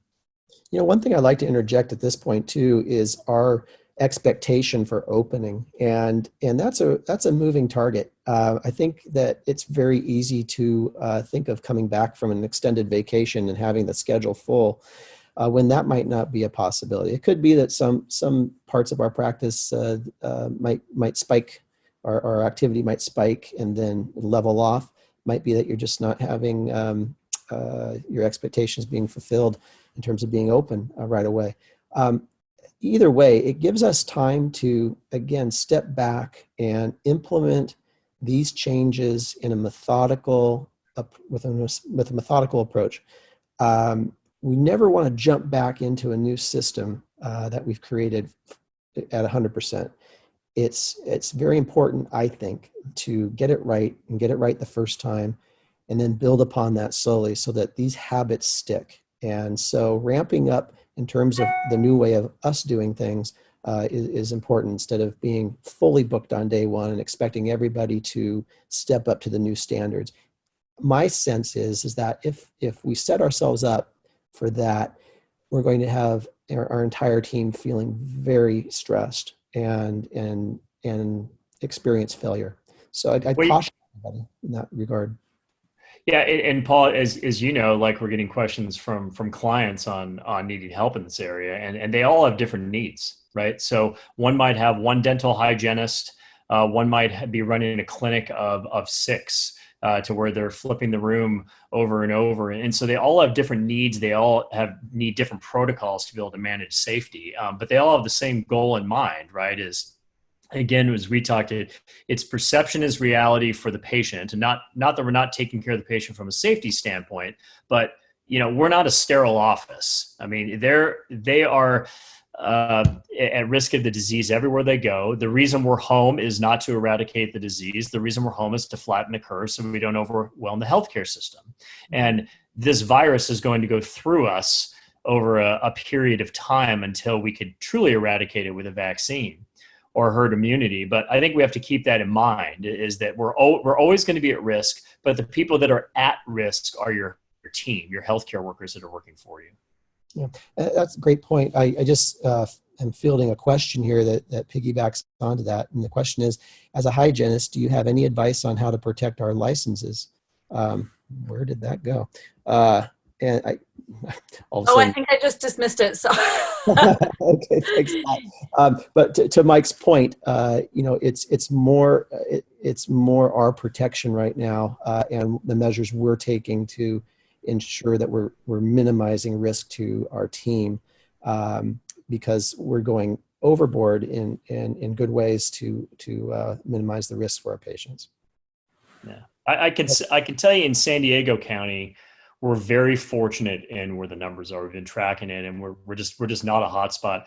My wife's a pharmacist at UCSD Medical Center, and they have never been at capacity through this entire time. It's been great. In fact, they've been donating PPE to the other hospitals that are overwhelmed, which is typically in South County near the border, where there's a lot of crossover across the border, and they're a little bit overwhelmed. But when you look at the numbers, I mean, the risk is pretty low from the numbers standpoint, but the percentage standpoint is still going up 3%. So that number could change very, very quickly. Yeah, and one thing that the ADA is trying to convey in its messaging is that this isn't a sprint toward opening. This is a walk, as it were, toward opening, which might reverse itself at some point. And so we might be in this ebb and flow, this contraction mode for some time, as innovations develop and vaccine hopefully will develop. But we need to be prepared to identify and implement those same strategies over and again. Yep. Yeah. This is a question we heard last week, and I don't know the answer. I don't think we have, but is there any dental professionals known that have gotten COVID? I don't know the answer to that. Yeah, I don't know the answer to that. Obviously, we've seen medical professionals report COVID positive from emergency rooms and hospitals. It wouldn't surprise me if somebody were to become infected. I mean, it's just a matter of time. Mm-hmm. Yep, I agree. All right, so everyone is asking about the buckets list. It is in front of us on the screen, right? So they go there, and in order to actually get the editable buckets list, they have to sign up for buckets, correct? Right. So thanks for bringing it up. So if you go to Apollo Dental Advisors and put in your email, if you haven't registered before, if you registered last week, we have your email, we'll send it out to you. But if you join buckets, if you kind of like what we showed you, again, it's who, what, where whiteboard on steroids, where you can move these cards around and do so much. And for a single use, it's free to be able to do that. But that allows you to look and view the checklist, create your own, start inviting some team members and start working on them. So you want to join buckets. And when you do that, then we can actually become colleagues to where we can actually share that list together and collaborate with you a little bit. So visit Apollo Dental Advisors if you just want the link to a view-only version of the checklist. But if you want to be able to edit and actually start working on this platform, then join buckets and sign up for a free account, and then you can navigate through that as well. And then to Caitlin Parsons to relax during the whole process. Actually, someone did ask, we talked about a 15-minute huddle. That amount of time goes by really fast. How do you recommend fitting in meeting notes, breathing exercise in a short span of time? What do you recommend we tackle in a morning meeting? I'll just share my piece of, you can do a breathing exercise or a meditation in a minute or two. You can have it already up there. You can start your meeting, press play, you guys breathe, and then you jump right in. And I think what works for us is having an agenda and sticking to it. Everyone brings a piece to the meeting, and ours go, for the most part, really smoothly. Yeah. If the first thing I would recommend is don't have a 15-minute huddle. Yeah, that's a long time. A 15-minute huddle, everyone should be bringing something to the table. We're going to cover this in part 3 because this is patient management and scheduling and so forth. But you'll see once you put a huddle together that we recommend, it really should take 5 minutes. And the reason it takes 10 is we're implementing the breathing exercise, which is a minute or two. And then we utilize dental intel, which actually has a motivational minute at the end, which takes some time and so forth. But we've got it down between 8 and 10 minutes, Caitlin. You know, when you start, it shouldn't take very long. I mean, you're just hitting about 6 or 7 points and everyone's bringing something to the table. Not one person is talking. Great question. Easy. Yeah, one thing we want to remember too is that there will be a new way of checking into your office. It used to be you just punch in on a time clock, in whatever form that is. So now in punching in with the time clock, you're also taking your temperature. You're also reporting any symptoms that you might have had, any contacts you might have had who are COVID positive. That protocol and the ADA has done a nice job in their toolkit of providing a form for that. We're going to place that on we have that actually on buckets, but we're going to need to modify our behavior. So that morning huddle will include that information every day.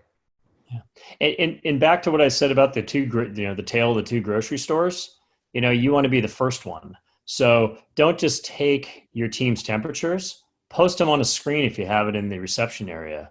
Caitlin is 97.6 today. Have her picture up there. Start to connect with what you're going through, all these extra steps. Make sure your patients are aware of every step you're doing for them. We're going to have a COVID concierge that's going to open the door for every patient. I mean, we're going to let them know why we're opening the door, and it really will make a difference to that patient perception that you're going the extra mile.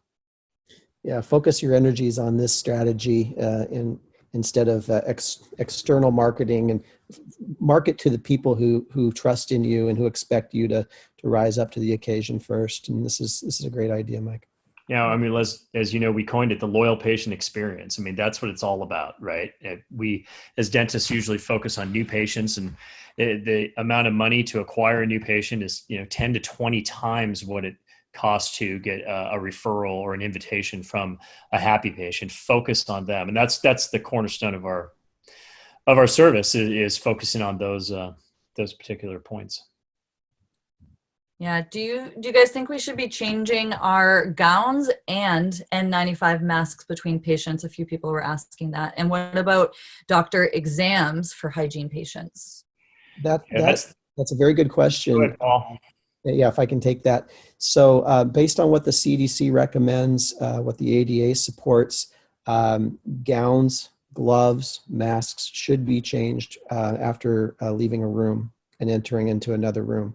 That is what happens in hospital operating rooms. If any of you have ever worked in a hospital operating room, had experience there, you'll know that no physician will ever leave that room in which they're working, enter another room with any of that garb on, and then return. It's cumbersome, it's straining, it's difficult to implement, it's costly. But if we're talking about virus containment, and we're talking about being as clean. We're not sterile, but we're being as clean as possible. That's what they recommend.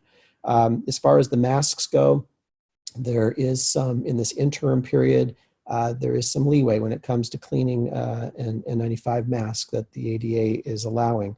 But it's very subjective. And again, I'd like to refer you to the webinar that we have listed here for more information about that. Awesome. A lot of people are asking about aerosol dispersion suction. I know you mentioned it a bit. There's some on-floor models they're wondering about with suction near patient's chest or dry shield and isolate in the mouth. So a great question. So the dry shield and isolate are both great systems, but they do not qualify as an aerosol reducer because of the size of the lumen of the little straws that pull it out. So it's great for emptying the vessel, right? But it doesn't do a great job with aerosol. So on the dental side, it's kind of a redundant point because we always have HVE available to us. So the protocol we're going to put in our practice, and Paul and I have talked about this at length because, we're CAD/CAM CEREC doctors, so we do single visit dentistry. So I remember starting, 18 years ago doing CEREC and with rubber dams, and it was a total pain because the patient's got this rubber dam on for this long period of time, or you got to take it off, put it back on. So what we'll do is we'll do a rubber dam to reduce the amount of aerosol in the beginning of the appointment on the prep appointment, and then we'll take it off, and then we'll switch to an isolate for the seat because there's very little aerosol produced. That's what we're going to do. There's a million different ways to do it, but that's what we're going to do to manage our HVE. There's an interesting question that just came up. Okay, I'm hoping to take it. So don't click anything, okay? So, have any providers, dentists or hygienists, received pushback from front office employees regarding the seriousness of the added protections we're implementing? Myself and other coworkers, both RDHs, are active in suggesting updated PPE and other safeguards to our dentist, and our front office coordinator sometimes actively tries to shoot down our ideas and suggestions. Any recommendations for dealing with this? I know, Mike, you probably want to jump in on this, but if I might say that education is huge, and education when it comes to what we as clinicians are being exposed to is constant. Caitlin, I'm sure you're getting all sorts of communications pushed at you daily and nightly. I know as dentists we are. But our front office personnel might not be, and they might not have the level of exposure to information as we do. Now, if it's a matter of exposing them to education and moving them along in that manner, that's one thing. If you're getting pushback as a result of preconceived ideas or power struggles within the office, I think you have a whole nother problem that needs to be addressed. And I agree. We talked last time about the concept of being a strong leader in times, the summer soldier and the sunshine patriot is not what we're talking about here. We as leaders, as dentists, as owners of our businesses are really required to step up and deal with situations that's being asked about here in terms of these power struggles. You have a team problem, it needs to be addressed. If you need help with that, there's help for you. So I agree. I think that's why you rebuild the team from the ground up. You get the right people on the bus, you put the people in the right seats, and then the leader drives the bus.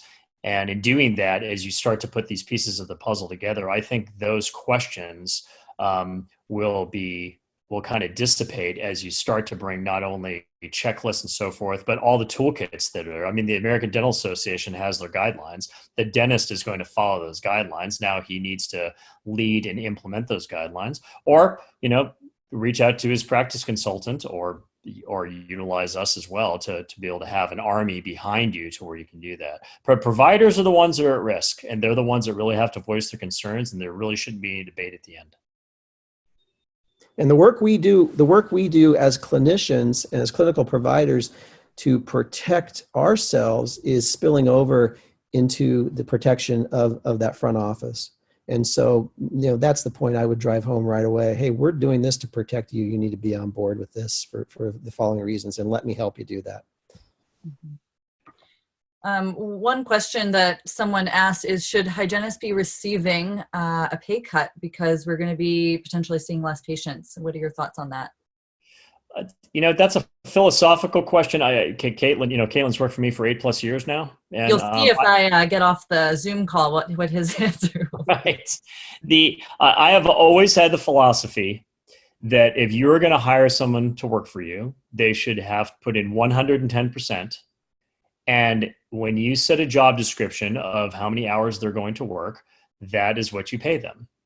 Unless you come to some agreement that they want to leave the last 2 hours of the day, but that's all by agreement.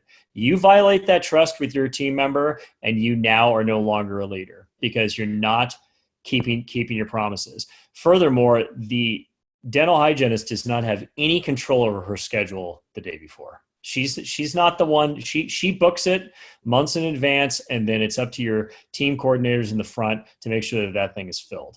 And if it's spaced out, then that's what it is. Now, if you want to have a conversation with your hygienist to come to some agreement that you want to have some type of changes in salary, you certainly could. But I'll tell you this on a side note. Unemployment benefits are pretty good right now, and Caitlin can attest to that. She works part-time for me, but we were just chatting, and she's like, we're sitting pretty good. And I'll tell you, you want your 8 players back, you better compensate them. And, make sure you have strategies in your practice to where you have a winning and productive hygiene department to begin with. So, yeah. I think the schedule thing is more so based on if we're seeing less patients per hour now or more than per hour. If I could just comment, that was amazing theater. Whoever asked that question, thank you, because you got to actually see live a hygienist ask her employing doctor that very question. So I'm going to get back off the line and go on mute, but that was amazing theater. I just couldn't help but compliment. I hope I passed. Yeah, well, we worked together for 8 years. We're pretty much on the same page. Right. So with regard to the spacing, right? So now your production per hour is going to decrease. We'll address that. It's a great question. We'll address that in part 3 as well. But don't count your hygienist out of your opportunities elsewhere. Paul professes this all the time to our clients is your hygienist can do more than just hygiene. She should be your number one resource on limited exams, right? If they're available, drop them in. She can take the x-ray, she can do all of the intake, and she can give anesthetic. So as we'll get into part 3, we're really going to hammer home same-day treatment and having same-day treatment centers ready to go for same-day treatment. It's the same thing. We need to recapture that production. So that's how I would start thinking differently. And it's, again, we are in this time of strain, and we're being asked to implement new measures across the board. And when we get to the point where we're starting to talk about new ways of thinking about delivering treatment and how those ways are going to be better for us financially and better for the patient, this is a new training day. So hygienists who might be idle for 2 or 3 hours a day have plenty to do to help prepare themselves and the office and their patients for this new way of looking at things. Yeah, I'll just share it. So our vision for our practice is to develop a lifetime plan for every dental patient and to get them to invite another patient. I mean, that's it. And so when you have that vision, which we discovered that vision together actually on team meetings and so forth. But once we had that crystallized, now your hygienist knows what to do when she's not treating patients, right? She's developing a lifetime plan, and she's figuring out how do you get them to invite another patient. And that's where things get exciting. I think that's where teams become inspired. Yeah, and I'll just share as a team player, like going back on Dr. LeFebvre or Dr. Mike cutting pay or what the deal is there.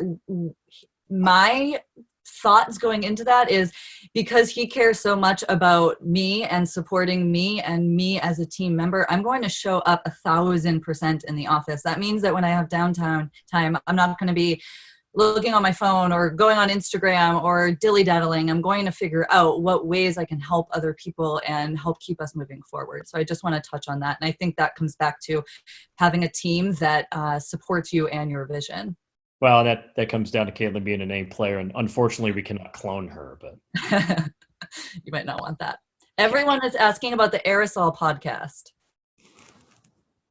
The aerosol podcast. Oh, the aerosol podcast, which is epidemic, and I will post it in the practice resources on Buckets this afternoon. Awesome.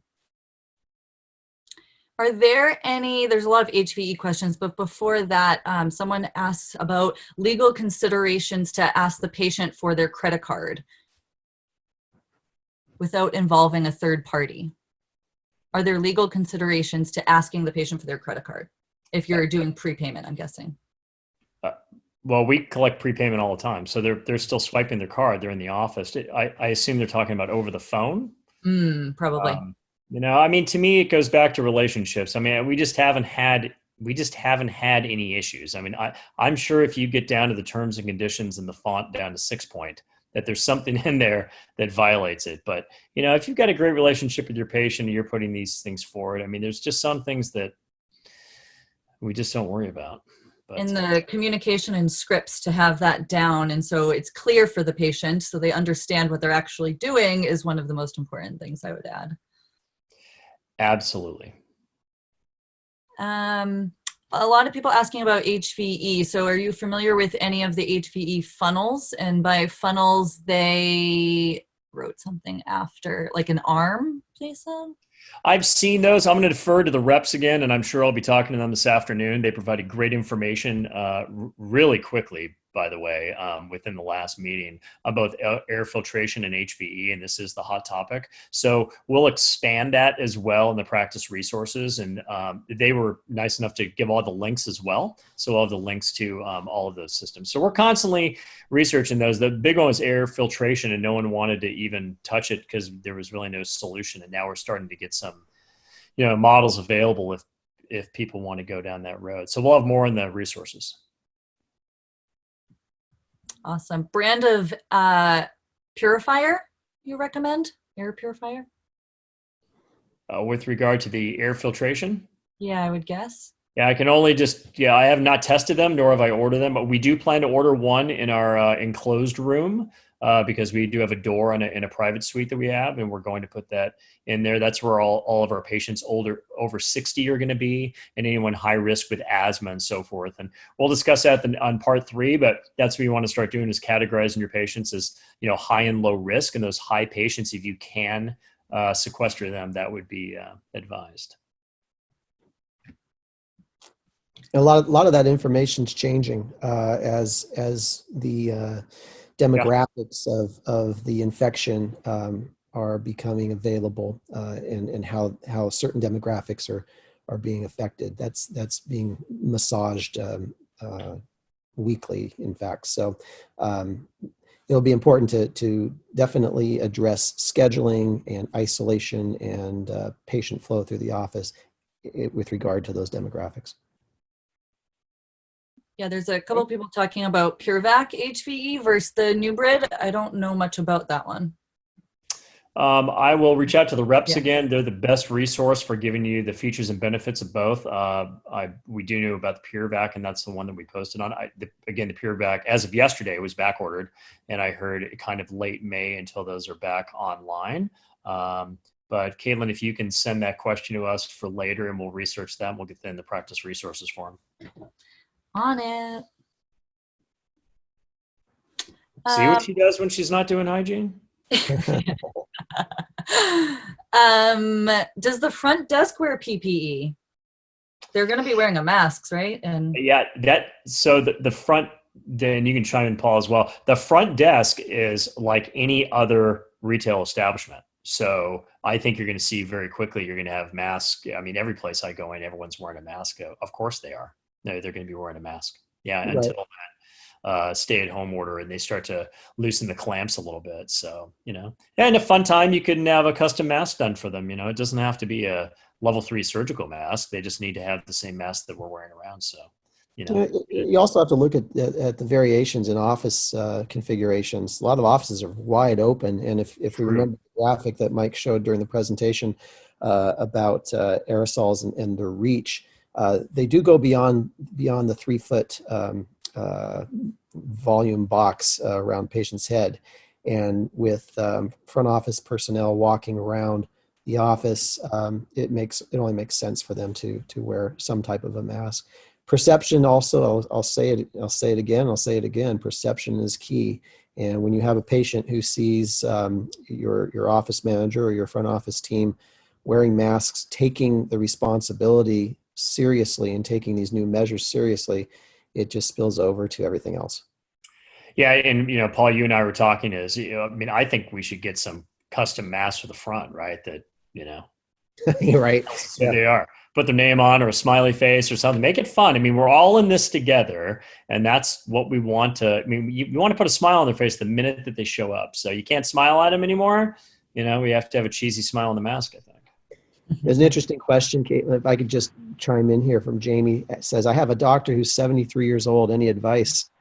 Yeah, well, I'm sure, I'm hoping that doctor is either tuning in or reading a lot about what's happening now and looking at the recommendations that are being placed and taking that into account. It's the doctor's decision, when to practice and when not to, and how to go about doing that. And if that doctor is at risk, he or she knows that, and hopefully they know that, and will be doing everything they can to minimize that risk. Yeah, I do know Jonathan shared that he's got some senior dentists that have approached him to sell their practice because they're like, I don't want to do this for the next 6 or 7 years. They're ready to go enjoy it. So it's good advice. Mm-hmm. Someone's asking, I don't think there is such a thing, but what about a consent form to be treated during the pandemic?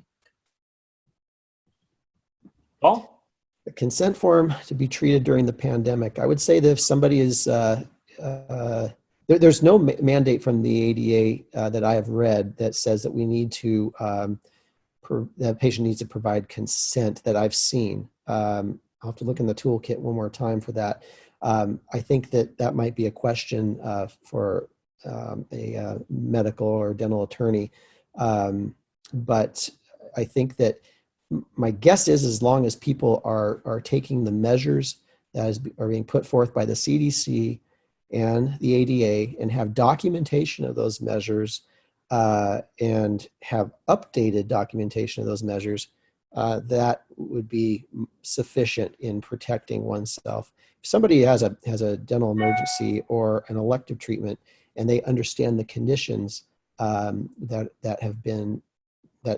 currently exist in an office and the protective measures, it seems like a reasonable expectation that the person's being protected. Yeah. Paul, just so I can chime in real quick so I can still hear you guys. That came up yesterday, and some of that consent forms being disseminated by your liability carrier.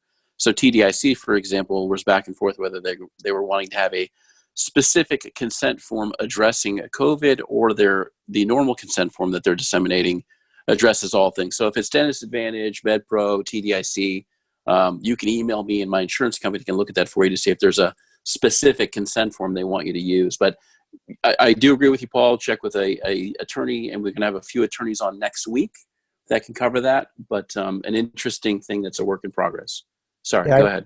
I do think that these insurance companies are obviously trying to protect themselves and their clients. That makes a lot of sense to me as well. The fact of the matter is that COVID is not the only virus out there that it poses a threat, and we have to think about other threats. HIV, for instance, as being one of them. Do we have our patients routinely sign consent forms for treatment if when they come into our office, whether or not they're HIV positive? It goes along the same lines. And that pendulum always kind of swings, right? Because you and I went to school in the 90s, and it was just kind of tailing off there to where, before they were, the precautions on HIV positive patient where they masked off the room and it was negative pressure and, it was crazy. And then now it's kind of gone back to universal precautions. So interesting, that study that I showed on the tracking the particles per cubic feet, that was in in answer to SARS bird flu.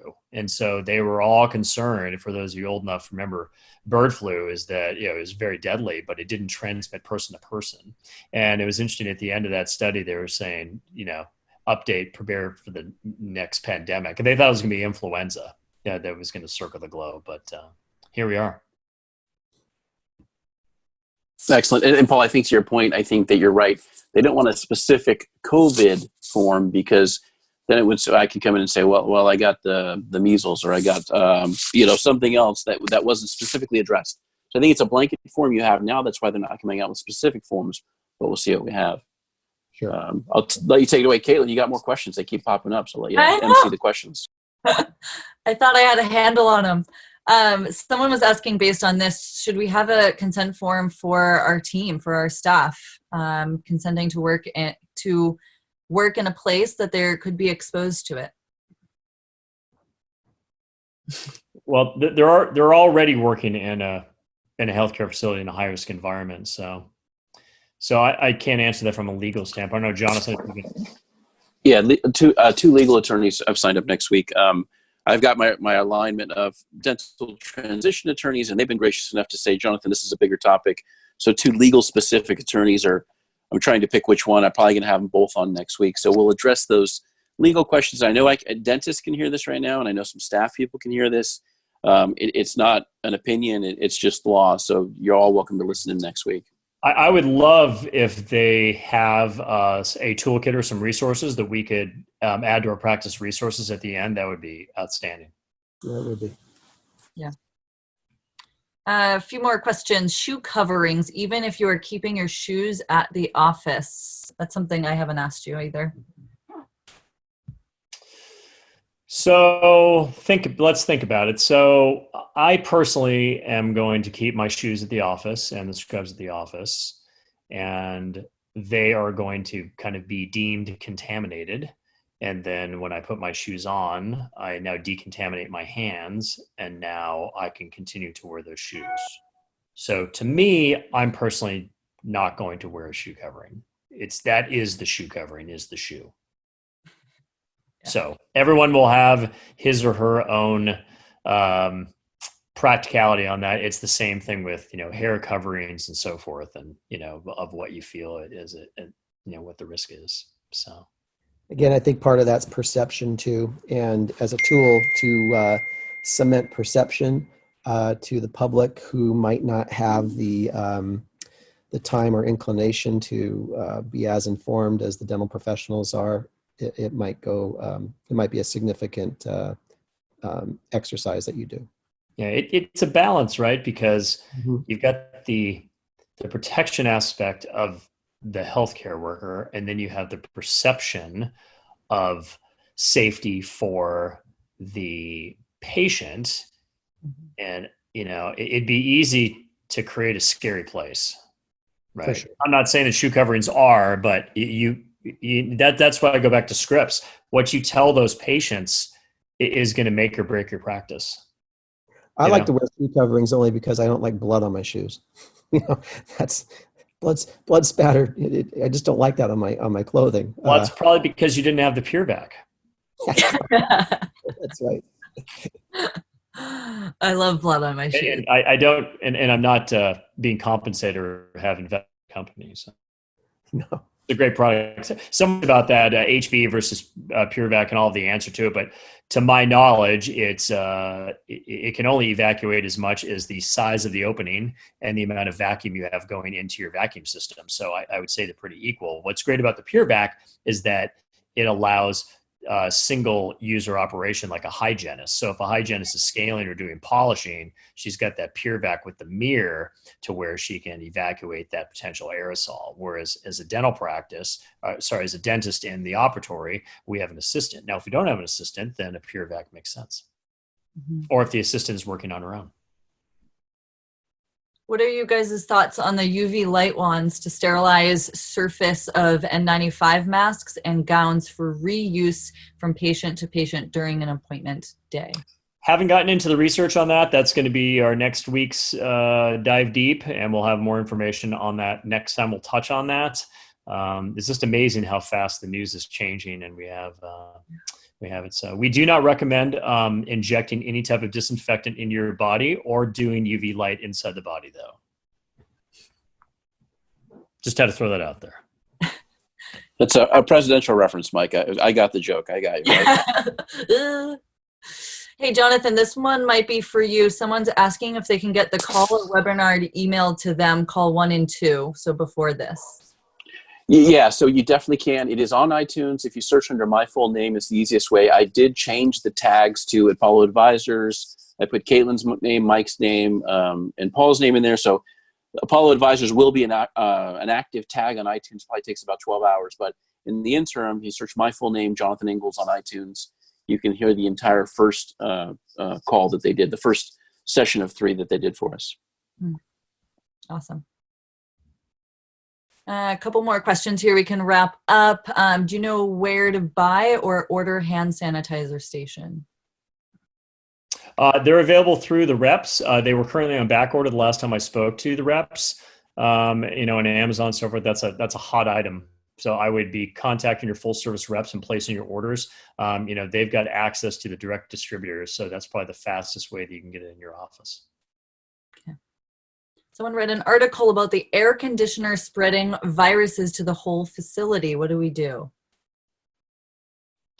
Again, we can't provide a sterile environment. I think I'd go back to the reduction, recycle mantra and stop it at the source, right? You're not going to be able to stop someone from breathing in your office, but you can certainly stop the transmission of it or reduce the transmission of it chairside. Yeah. And then from that, someone that comes in for UPS or FedEx, how are we shifting that? Great question, Paul. Well, I think that the current recommendations are for there to be a designated area that is zoned off for deliveries. And in terms of trying to wipe them down as best as possible, that's been suggested. But the life of a virus practically doesn't last long on cardboard. That's been shown.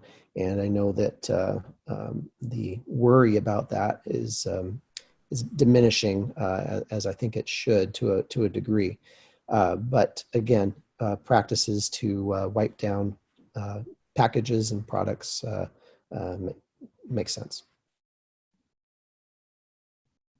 Awesome. 2 more questions. Ozone in the water lines. What are your thoughts?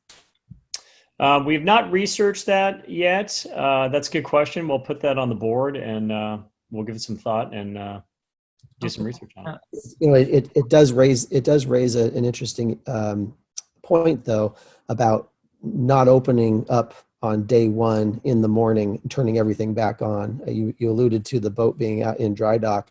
The boat has to be launched, and you can't just dump it in the water.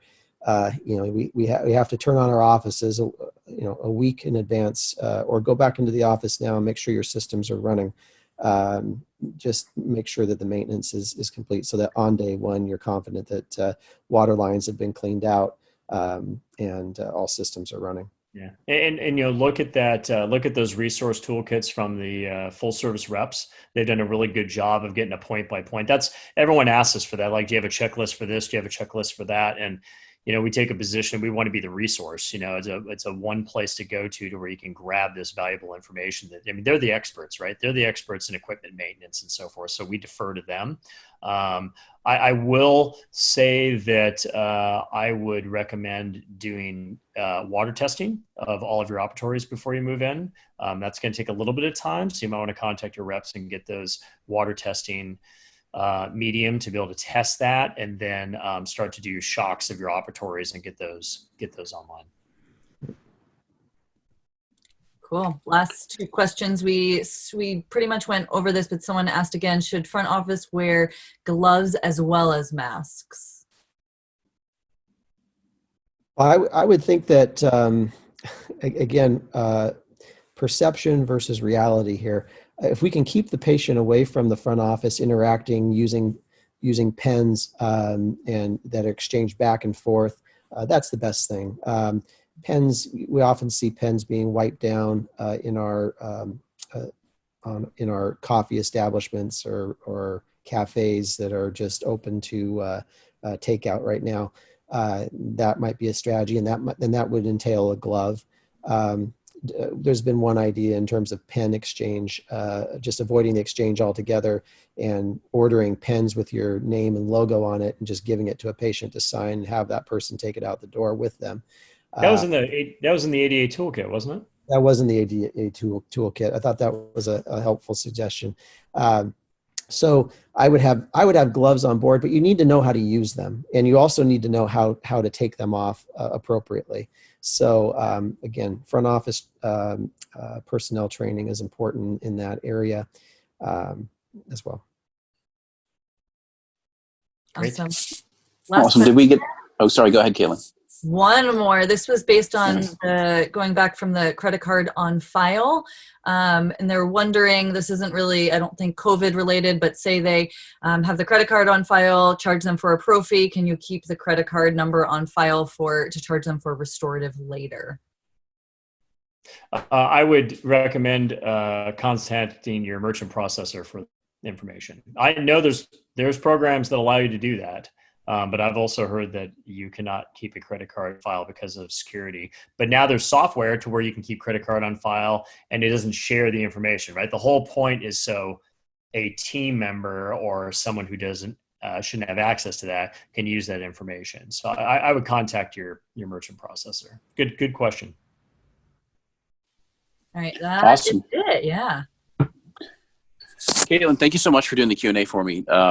I really enjoyed that. And I love the rapport with the three of you and bouncing the questions around. And again, that person that asked about the hygienist compensation and you throwing that one over to Mike was really good theater. That's I'm going to watch that and chuckle for a little bit. No, it was good though. I mean, one thing I do want to ask you, Caitlin, is we are going to have a lot of people that are going to be listening to this on the podcast version. So that contact screen you have up in front of you, if you could, spell out all of those contacts, Apollo Advisors buckets, your website, and then the email domain for both Paul and Mike for those people listening on the podcast so they can get that information. Yeah. So if you are looking for to contact Dr. Mike and Dr. Paul, you can go to www.apollodentaladvisors.com. And then you can get all their checklists on there. And then to join Buckets, it's buckets.co they use that for all their checklists and practice management. And then if you're looking for some relaxation, some yoga, some support from me, it's my name is my website. So www.caitlinparsons.com. And then you can contact directly Dr. Paul and Dr. Mike. It's Paul at apolloadvisorsfordds.com and Mike at apolloadvisorsfordds.com. And we're getting a lot of requests, especially, when they're joining Buckets and, how do they start to get their practice online and shifting from this paper environment to where they can manage it. I mean, that's what we do. So, if you want some help and you want to explore that area, give us a call because, we can help a finite amount of people and the clock is ticking. I mean, we got some time, but the clock is ticking to get this up and running. And so, we focus and specialize on aligning teams, on team alignment, and then getting that team an A team and rocking and rolling. So if you need some help, give us a shout. Perfect. And Caitlin, I apologize. I've made this mistake myself. There's a lot of different ways we can spell Caitlin. So if you could spell out your web domain, please. Yes. Thank you for asking. I don't know how many ways I get my name spelled. It's CAITLIN. Parsons is PARSONS.com. Awesome. So on behalf of all the people that came on today, and a few more questions are popping in, and I apologize we can't possibly answer them all, but we're going to have a third version of this. They're going to come back for the third chapter and help us out. And we're going to be getting really close to reopening some of the offices, I feel, so it's going to be really good, pertinent information. As per usual, on behalf of all the people that came on, they're saying thank you in the chat. I want to thank you, Caitlin, Paul, and Mike. Great information, and I can't appreciate you guys enough for coming on. We did this last week, and I'm going to do it again. I want to throw it to each of you for about 20 seconds. Parting words of wisdom, say goodbye, then I'm going to take it back, and we're going to end the call. So with that being said, Caitlin, if you want to go ahead and go first, and again, I appreciate so much what you did for us on the call today. Superb. So go ahead and parting words of wisdoms and say goodbye, and then we'll throw it to Mike and Paul. Yeah. Thank you all for being here. I think one of the most important things as we move forward is to take care of ourselves, to stay calm and focused, to make a plan, to do the research, and to stay in communication, and to allow your team and yourself to constantly go with the flow, because we're getting new information all of the time. We need to be resilient. We need to keep changing the plans as we need to. And when we're in a stressed out state or we're feeling overwhelmed, it's a lot harder to adapt and to shift. So yeah, I'm going to share more, like Jonathan said, on Monday. I think he said 1 o'clock I'm going to go on. So someone was asking in the chat box. I'll share a meditation on that webinar as well for you guys.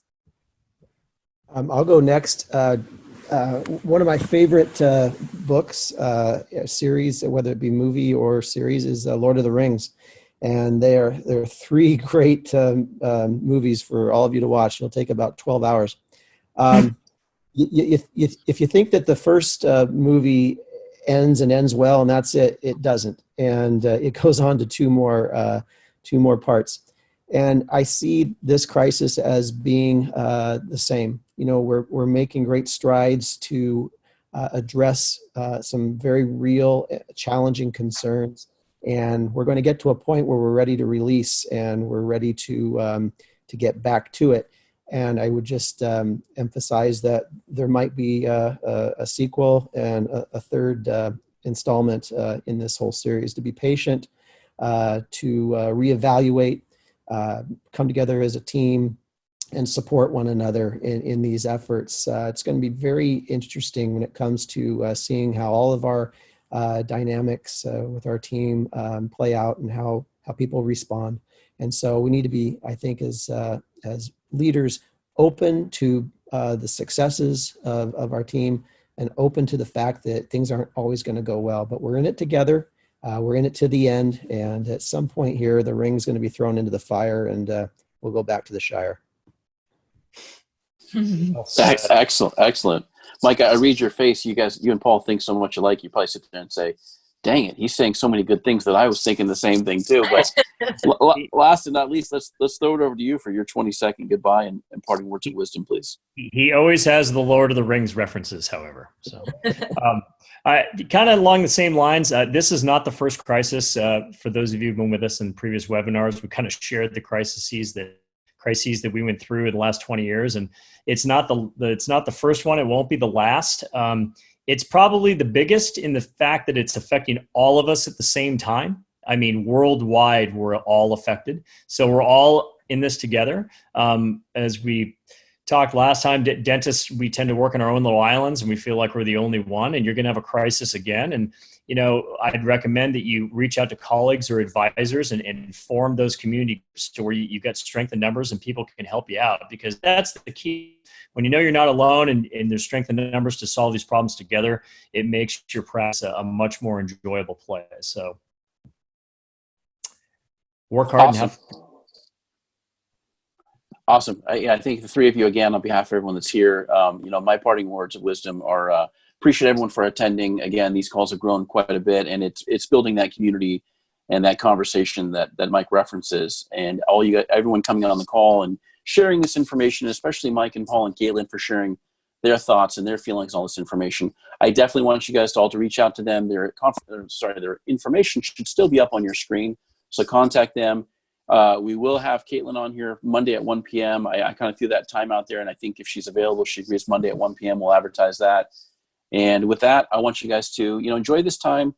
This communication is great, but, broaden your minds and through CE and these conversations. Definitely enjoy this time with your family. I talked to a doctor this morning. He said, Jonathan, I would never take 2 months off and spend 2 months concentrated with my family. And in history, I don't know if this has ever happened. And I told him, I joked, I said, your kids are going to tease you and give you a hard time later about, the time that you wanted to be a dad for 2 months and you ignored your work and spent time with them if they remember what the reasoning was, or they forget what the reasoning was. But that being said, enjoy this time with your family. Enjoy this time with the community. Mike, Paul, Caitlin, thank you again. We're going to see Mike, Paul, and Caitlin on next week, midweek probably for part 3. Is that right, guys? I think so, yes. And then we'll see Caitlin on Monday. So that being said, I appreciate everyone being on. And with that, I'm going to go ahead and end the call, and we'll see you guys soon. Thank you. Thank you very much. Stay safe.